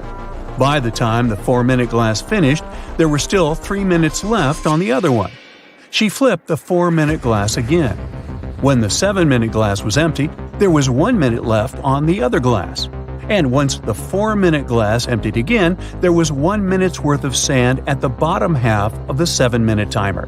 She flipped it over again, so there was 1 minute worth of sand on the top of the glass. And when the 7-minute timer finally emptied again, 9 minutes elapsed in total. Now look at this party scene. Everyone is dancing in their Halloween costumes and having an enjoyable time. You've been told that one of these people is a real vampire. Can you figure out who it is?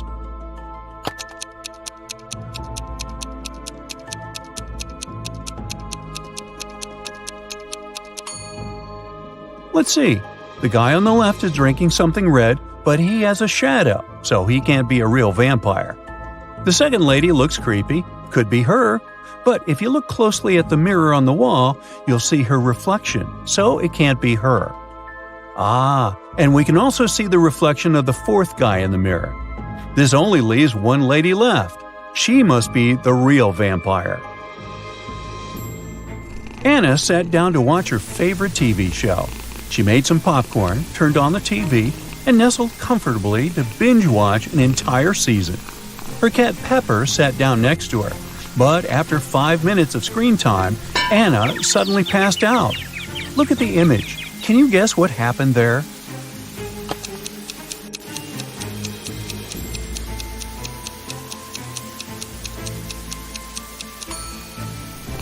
Anna's cat Pepper got scared with a loud thump that came from the TV. It jumped on top of Anna and it scared the life out of her. That's why she passed out. Brendan was camping alone in a remote location. He left his campsite and hiked 3 miles south. Then he turned east and hiked for another 3 miles.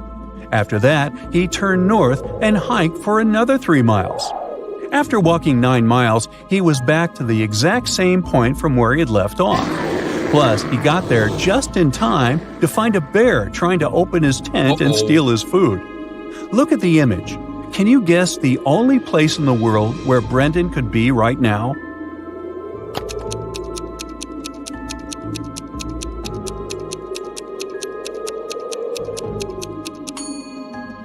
It's the North Pole.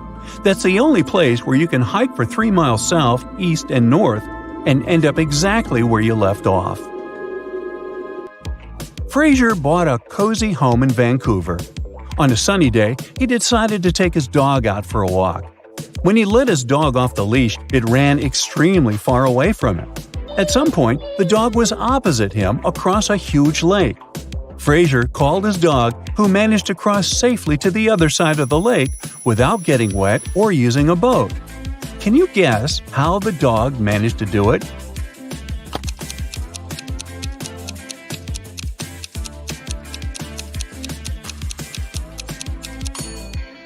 Well, that's a trick question, but the dog could easily cross the lake since it was frozen. Your best friend invited you for brunch at a place called Wally's World. As soon as you arrive there, the hostess tells you that you need to solve a riddle to get inside. She tells us that there is only one rule at Wally's World. Over there is pizza with cheese, but no pizza with sausage. There is pepper, but no salt. There is a door, yet no entrance or exit. With this information, can you guess what the law is?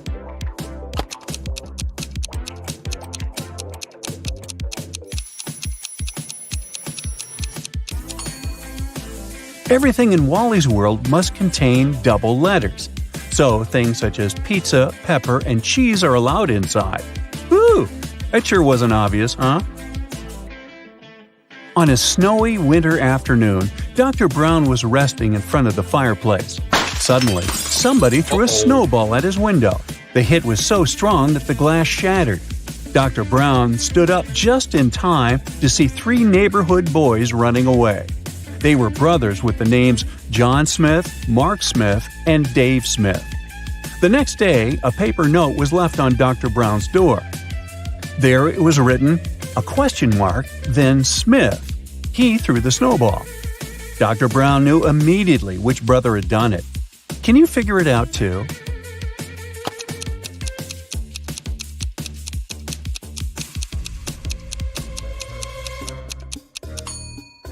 It was Mark. You see, the note said, question Mark Smith. He threw the snowball. But the boys were clever and put a question mark instead to test Dr. Brown's detective abilities. Henry was backpacking through Brazil by himself. One evening at around 8 p.m., he got very hungry and decided to look for a cozy restaurant to have some dinner. He walked into a traditional restaurant only to find a customer and a waiter arguing over something. The customer said that he had ordered clam soup, while the waiter was saying he had only ordered a cup of tea. Henry saw something that immediately showed him who was lying. Can you find out too?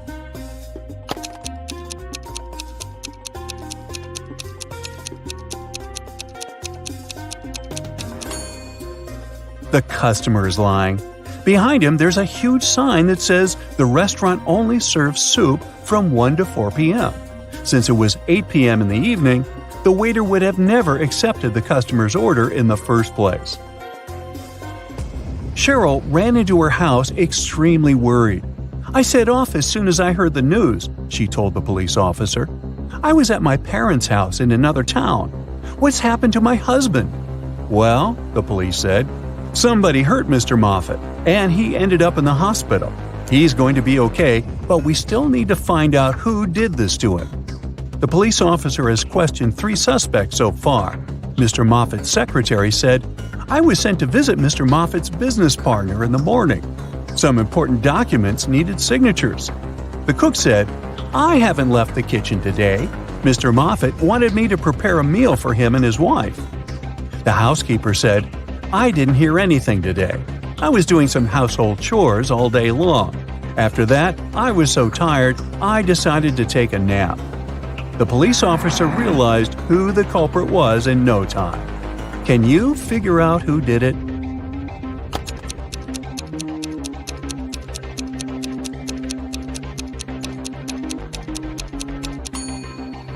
It was the cook. Mr. Moffat didn't ask him to cook anything for his wife, since she had been out of town all along.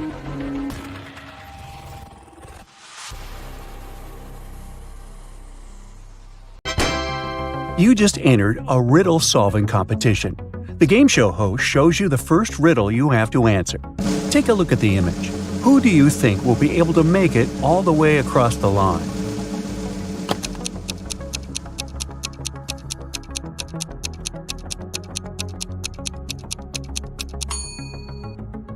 Let's face it, it's the man on the left.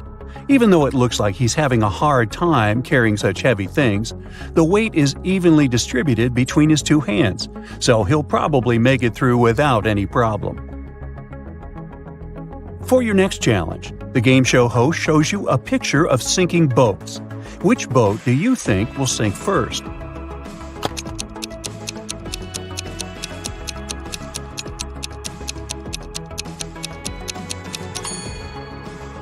The first boat has 2 holes in it, but somehow it has way less water inside. The second boat only has 1 hole, but look at the amount of water that's gotten inside. It's definitely the second boat that's going to sink first. Since you passed the first 2 rounds, the third one gets a bit harder. Ken was riding on his rollerblades when he fell down and hurt his head. He woke up in the hospital, only to find that 3 Barbies were waiting for him. Take a look at the image. Can you figure out which Barbie is actually Ken's girlfriend?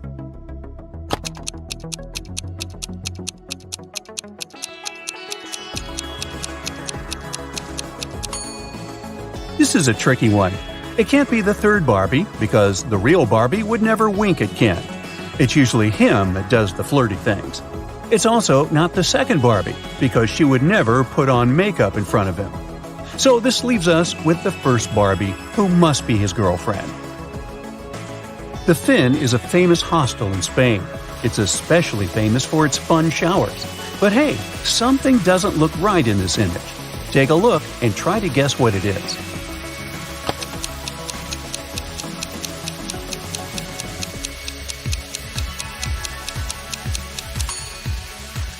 The woman on the right is squeezing a ketchup bottle instead of a shampoo bottle.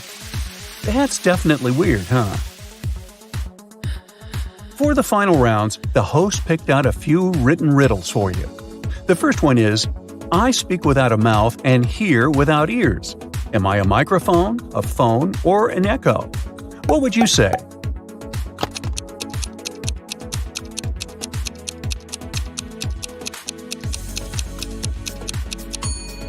The answer is echo, echo, echo. I'm not alive, but I can grow. I don't have lungs, but I need air. What am I? A tree, fire, or clouds?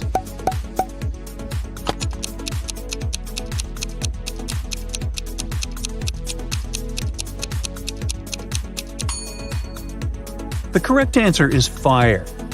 Way to go if you chose that. Now, Carol was invited to a Halloween party in an abandoned house. Her friends asked if she was up for a challenge, and she said yes. Soon enough, she was locked inside a room. In this room, there was 1 door and 3 light switches next to it. Behind the door was an empty closet with nothing but a light bulb. Her task was to figure out which switch controls the light bulb inside the closet. She could flip the switches in whatever way she wanted, but once she opened the door, she couldn't touch the switches anymore. After some minutes of thinking, she was able to get it right. How did Carol do it?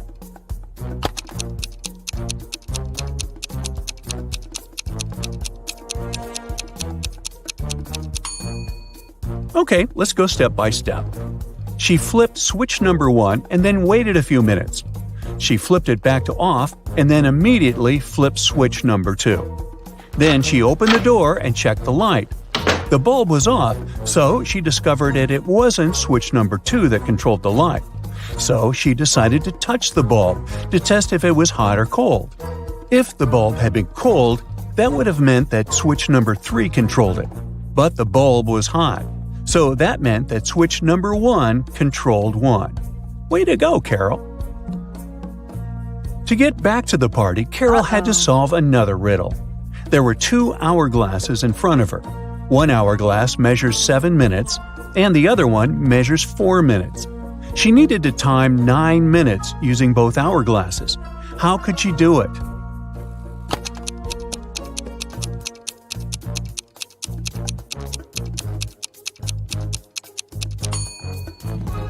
First, she turned both hourglasses at the same time.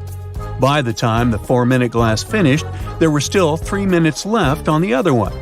She flipped the 4-minute glass again.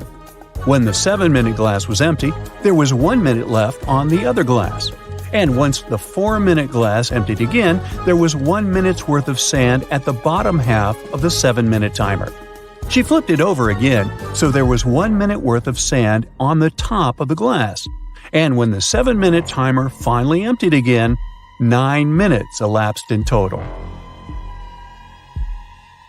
Anna sat down to watch her favorite TV show. She made some popcorn, turned on the TV, and nestled comfortably to binge-watch an entire season. Her cat Pepper sat down next to her, but after 5 minutes of screen time, Anna suddenly passed out. Look at the image. Can you guess what happened there?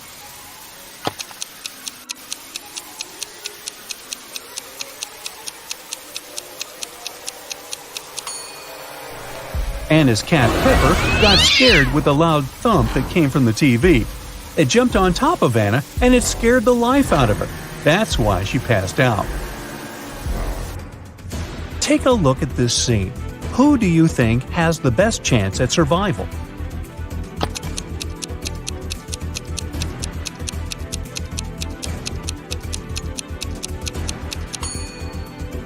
The 2 guys look pretty stuck in there, but the woman on the right might have a chance. The rope looks a bit loose around her body. She could try to shake it off and then use her free hands to untie her ankles. Bella landed in New York with a very ambitious career goal. But first thing she needed to do after arriving in the city was to find her apartment. There were many options to get from the airport to her apartment, but Bella decided to save money and go by bus. She had to purchase a ticket for $10, but a handsome guy popped out of nowhere and offered her a better deal. He said his plans had changed and he didn't need his bus ticket anymore. He offered to sell it to her for $6. Bella agreed and gave him the money, but it turned out to be a big mistake. Why?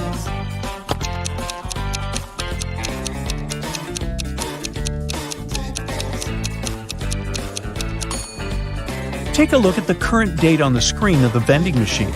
And now check the date on the ticket. The ticket the man sold Bella expired over a month ago. Finally, Bella managed to arrive in Manhattan and find her apartment. She was sharing a house with 3 other women. Bella introduced herself to them and went to settle in her room. She left her belongings on her bed and went to take a shower. When she stepped out of the shower, Bella noticed that her laptop was missing. She got furious and decided to interrogate all of her new roommates.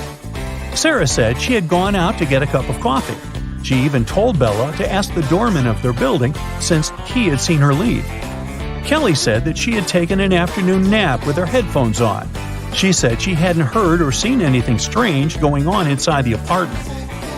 Shannon said that she had gone to the building's rooftop to take some pictures of the city since she was a professional photographer. Can you tell who's lying here?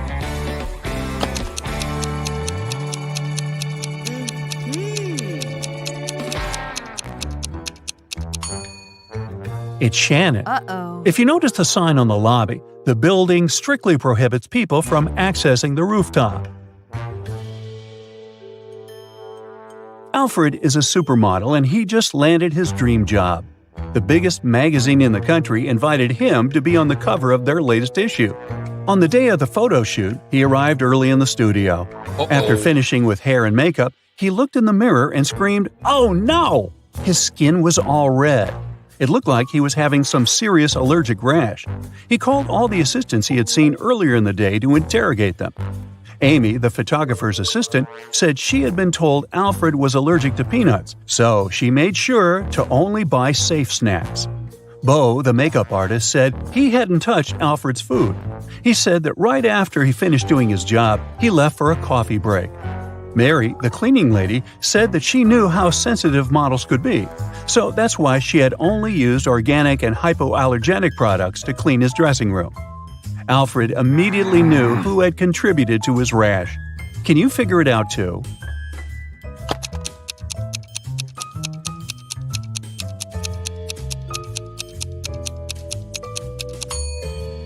It was definitely Bo. Sure, he didn't have access to Alfred's food, but he was the only one who touched Alfred's face that day. Liv was recording a dance routine for her social media page when a huge portal opened up and swallowed her whole. The next thing she knew, she was stuck inside a big cavern. Out of the blue, a great genie appeared. He told her that she would only be allowed to leave if she figured a way out by herself. As soon as he disappeared, she saw that there were 3 buttons on the wall. There was a red, a yellow, and a green button. On the floor, there was a note that read TDUPT, RNOR, EHEB, and SST. She clicked one of the buttons and managed to open a door on the wall. Can you guess which button she chose?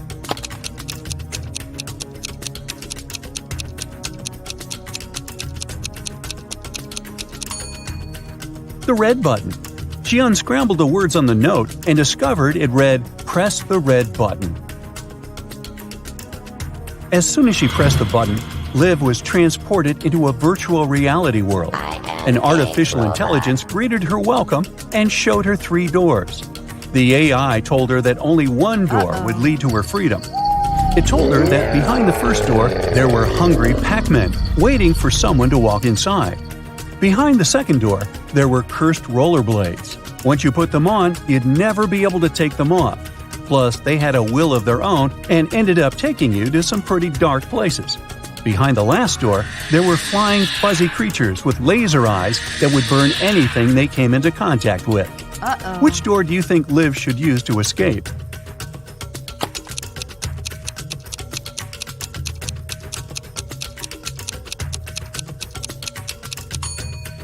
Well, she should pick the second door, because she wouldn't be obligated to put the pair of rollerblades on. She could walk past them and straight to her freedom. During the time she was gone, Liv noticed that someone had stolen her laptop. It had all her social media content on it. She figured it must have been one of her roommates, so she decided to take a look around the house and try to find it. Look at these images. The first room belongs to Jill, the second one belongs to Rachel, and the third one belongs to Amy. Can you figure out who stole Liv's laptop?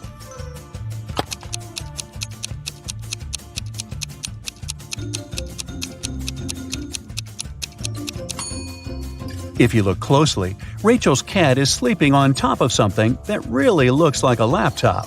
It must have been her.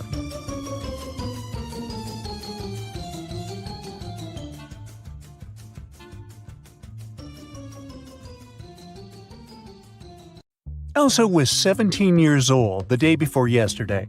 Next year, she'll turn 20. How come?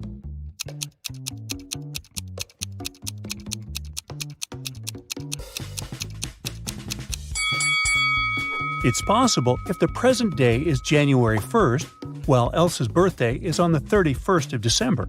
The day before yesterday, on December 30, she was still 17 years old. Yesterday, on the 31st of December, she turned 18. Thus, this year, Elsa turns 19 and next year, 20. Elsa and her sister Helga explore an old attic in their parents' house.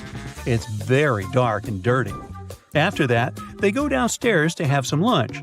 Helga's face is all covered with dust, while Elsa's face is super clean. But still, only Elsa goes to the bathroom to wash her face. Why?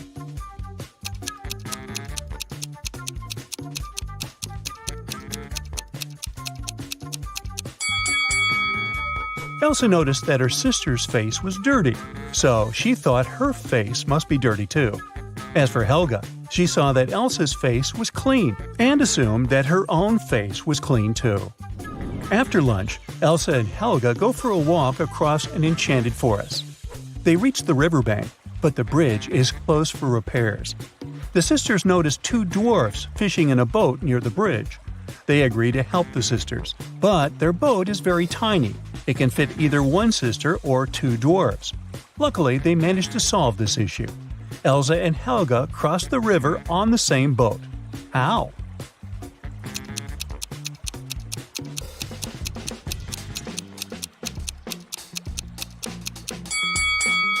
Well, first of all, one of the dwarfs brought his fellow on the opposite bank. Then he headed back for the sisters alone. Helga got into the boat and crossed the river. She gave the second dwarf the boat, and he returned to the opposite bank. He picked his fellow dwarf and brought him to Helga. Then one of the dwarfs swam to Elsa and passed the boat to her. She crossed the river and joined Helga, and finally, the second dwarf returned to his fellow. Helga and Elsa keep on walking and get lost in the forest. There are 3 roads to the nearest town. The first route is filled with mutant plants which feed on humans. The second path leads through an ice cave with a hungry dragon frozen inside a huge ice cube. The third route leads through a village of fairies. Their magic makes humans lose their minds. Which way is safe?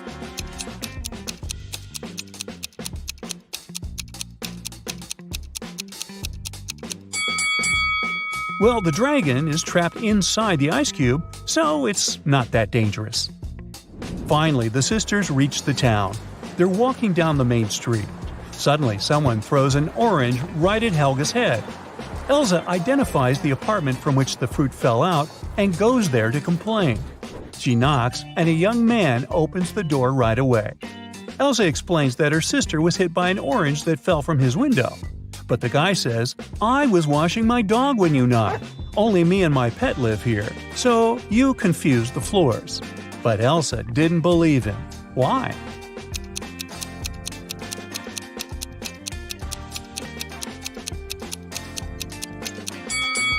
According to the man, he was bathing his only pet, but the dog's hair is dry. Therefore, his story is fake. Elsa and Helga enter the local home decor shop. Helga takes a picture of her sister standing in front of the mirror. Can you spot anything odd in this photo?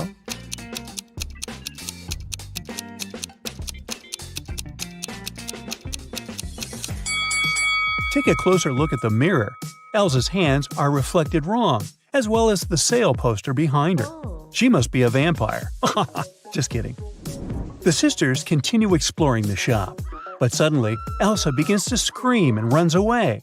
That's because one of these ladies is not alive. Can you guess who?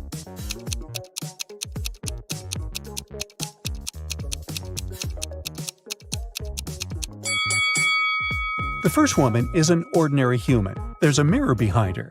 The third lady has a painting of herself in the background. And the second lady, who's looking over her shoulder, is a phantom. Her reflection in the mirror doesn't match the reality. Elsa decides to hide in a building nearby. Surprise! It's a pet shop. Elsa wanders around it and spots one weird detail. Can you see it too?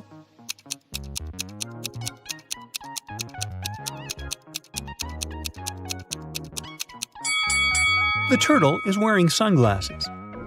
The locals tell Elsa and Helga about a creepy werewolf who has been scaring the citizens for several weeks. They only know that this werewolf is a lady, and she has a husband. He's the only person who can calm her down. Elsa finds 3 suspects who might be the werewolf's husband, but none of them admits it. Can you find him?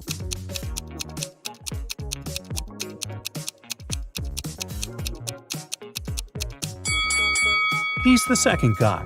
There are suspicious brownish hairs on his clothes, although his own hair is blonde. The next day, Helga has a birthday party. Elsa goes to the bakery to purchase a cake for her. She's late, so she rushes over and bumps into a waiter. Elsa hits her head and forgets what cake Helga asked her to buy. She remembers just 3 things. It shouldn't have any green elements, the cake frosting shouldn't include more than 1 color, and it must have at least 1 berry. Can you help Elsa find the correct cake?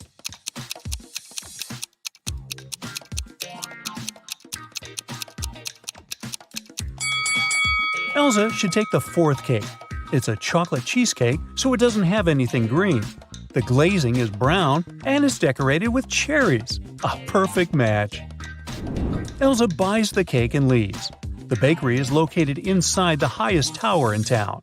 Elsa enters the elevator to go down, but she hits the wrong button and finds herself on the roof. She decides to take some pictures with the iconic huge clock installed at the top of this tower. Oops! Elsa drops her phone from the roof. She decides to leave, but someone has already locked the door, and the elevator won't work. So she's trapped on the roof. Luckily, Elsa can still change the time of the clock. What time should Elsa set on the clock to make someone notice and rescue her?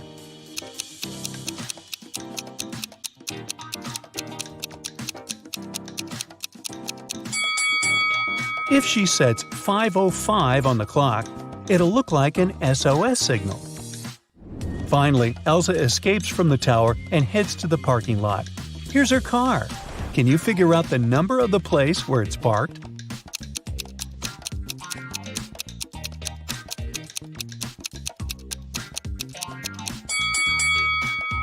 '87. Elsa arrives home. Helga shows her vacation photos sent by her new boyfriend, Kyle. In this case, you can see Kyle, his friend Bob, and a humanoid robot, Neo. Neo is standing next to Bob. A person wearing the yellow mask is not a man. What color is Kyle's mask?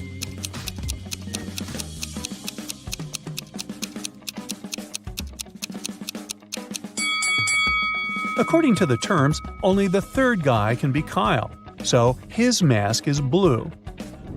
The birthday party is going well. It's almost midnight, so Elsa goes to the kitchen and adds candles on the birthday cake. Suddenly, she remembers that the only lighter in the house is upstairs in her room. She leaves the cake at the table for a minute. Then Elsa returns and sees the cake smashed all over the floor. Oh, no. She questions 3 suspects. Lauren says, "I was in the living room all night. I don't know who did it." Wendy says, "I went outside to watch the full moon. It's so beautiful tonight." Kyle says, "I was shooting a TikTok dance with Helga." Who ruined the cake?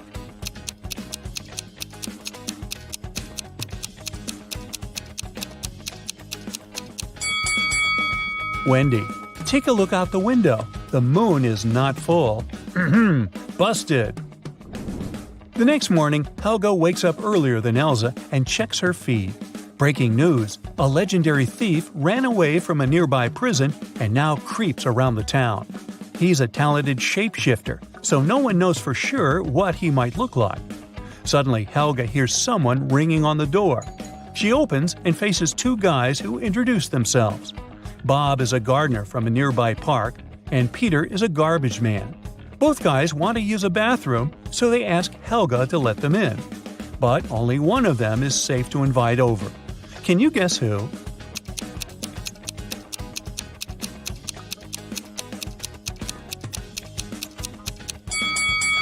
Bob is wearing clothes with red stains, but he's also holding a brush, so he was probably just painting a fence.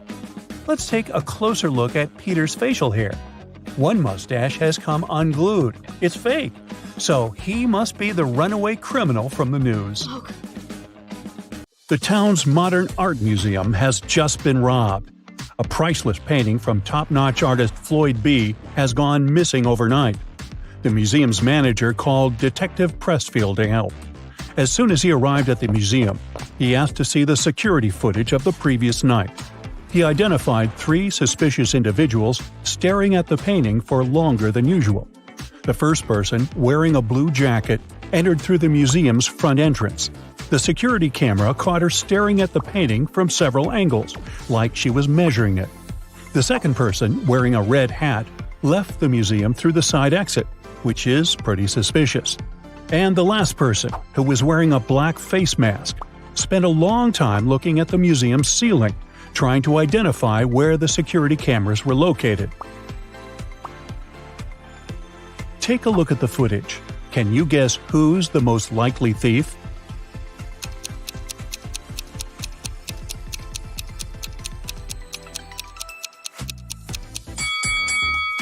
It's the last person.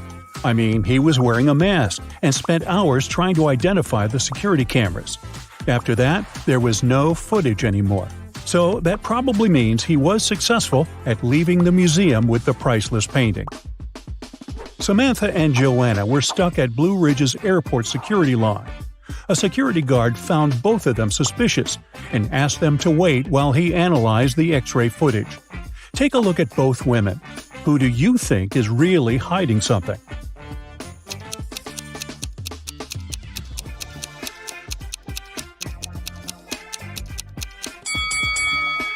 Well, Samantha has a suspicious face, but she probably just wants to go to the bathroom or something. Now, Joanna is definitely hiding something under her skirt. If she had really been pregnant, she would have used the preferential line. And look how much she's sweating. She's probably nervous she'll get caught. Detective Sharon's office was called to investigate a series of mysterious break-ins happening in a fancy neighborhood. At each crime scene, the robber would leave the word "closer" sprayed in graffiti on a nearby wall. The first place to be robbed was Mrs. Moore's café. Then the criminal's next target was the town's library. After a week, the thief had left his mark in a fancy office building, a supermarket, and a restaurant. It took Detective Sharon a while, but she soon understood there was a pattern to the break-ins, and she was even able to predict what the next break-in would be. Can you figure out what it was?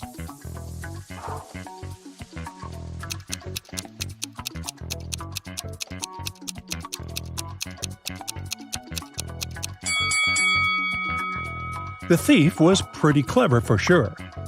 The first letter of each of the locations the thief entered spelled out the word "closer." Since the last location to be robbed was a restaurant, the next place would start with C, restarting the cycle. Most likely, the neighborhood's community center. In the East Valley, there's a beautiful old kingdom known as Piatra.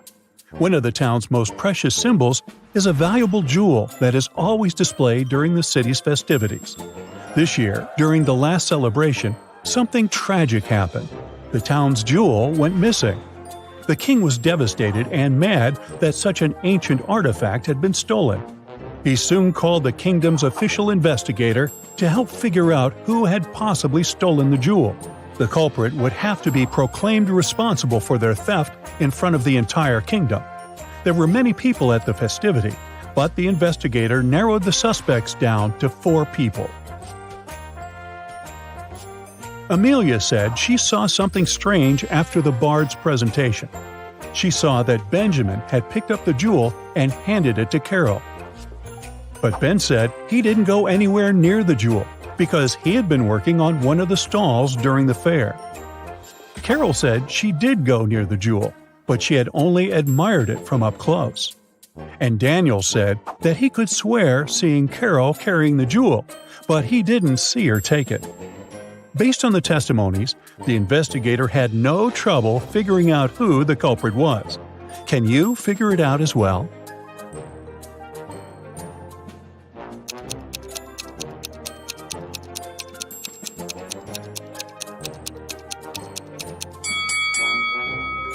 It was Carol. Almost everyone thought she was involved in the crime. And plus, if you zoom in on her bag, you'll see something pointing. Sure looks like a jewel, doesn't it? The town's only DVD rental shop suffered a robbery last night. The store's owner called the police station to report the crime. The detective almost couldn't believe what he was hearing. After all, why would someone steal a DVD when there are so many streaming channels nowadays? The detective asked to see the footage from the security camera and identified 3 main suspects. Sarah was a middle-aged woman. She said she still owned a DVD player and preferred to watch movies the old way, so she regularly rented from the store. Alex was a recently retired movie director, and one of his favorite pastimes was going to the store. He said he hadn't noticed anything strange the day before, except for a random teenager that walked inside. David was in his teens, and he spent hours in the shop by himself. He said he was doing research for school, but swears he didn't take anything. Can you tell who did it?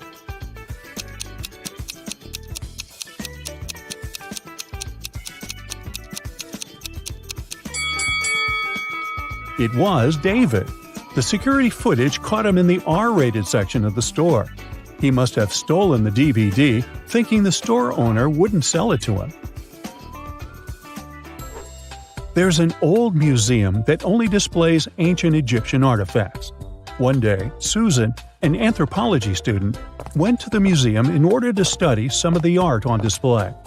She went into a room full of things, such as necklaces, bracelets, and earrings. She photographed every detail she thought was important for her research, when something caught her eye. Take a look at the image. Can you figure out what it was?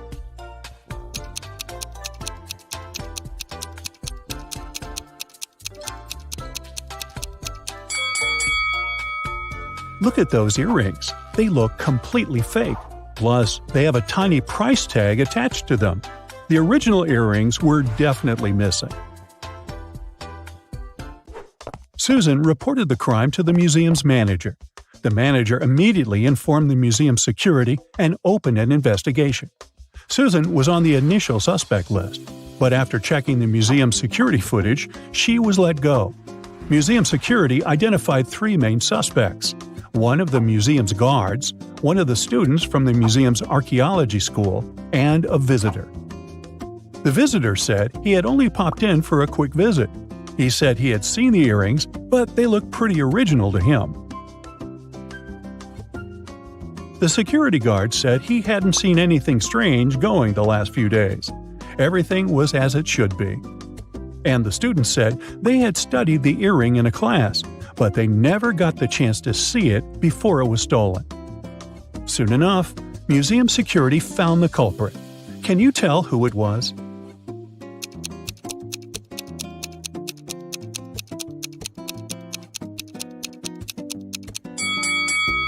It was the visitor.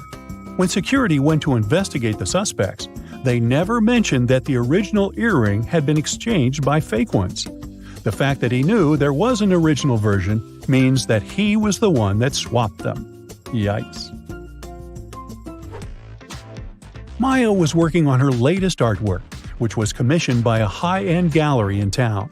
Suddenly, all the lights in her studio went out, and since it was nighttime, she was left completely in the dark. She heard footsteps approaching the studio door, and the next thing she knew, she was feeling dizzy. Maya passed out and woke up in a tiny room that had nothing other than a metallic door. She tried to open the door, but it was locked. That's when she noticed that beside the door, there was a little device where a red sign appeared asking for a password. Below the device, there was a piece of paper with the following hint: 1, 2, 3, 4, 5, 6, 7, 8. It took a while for her to understand what this meant. She read the note aloud several times before she finally figured out what the password was. Can you guess what password she typed into the device?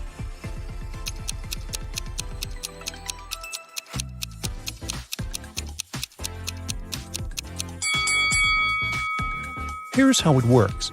Maya had to type 1 time the number 2, 3 times the number 4, 5 times the number 6, and 7 times the number 8.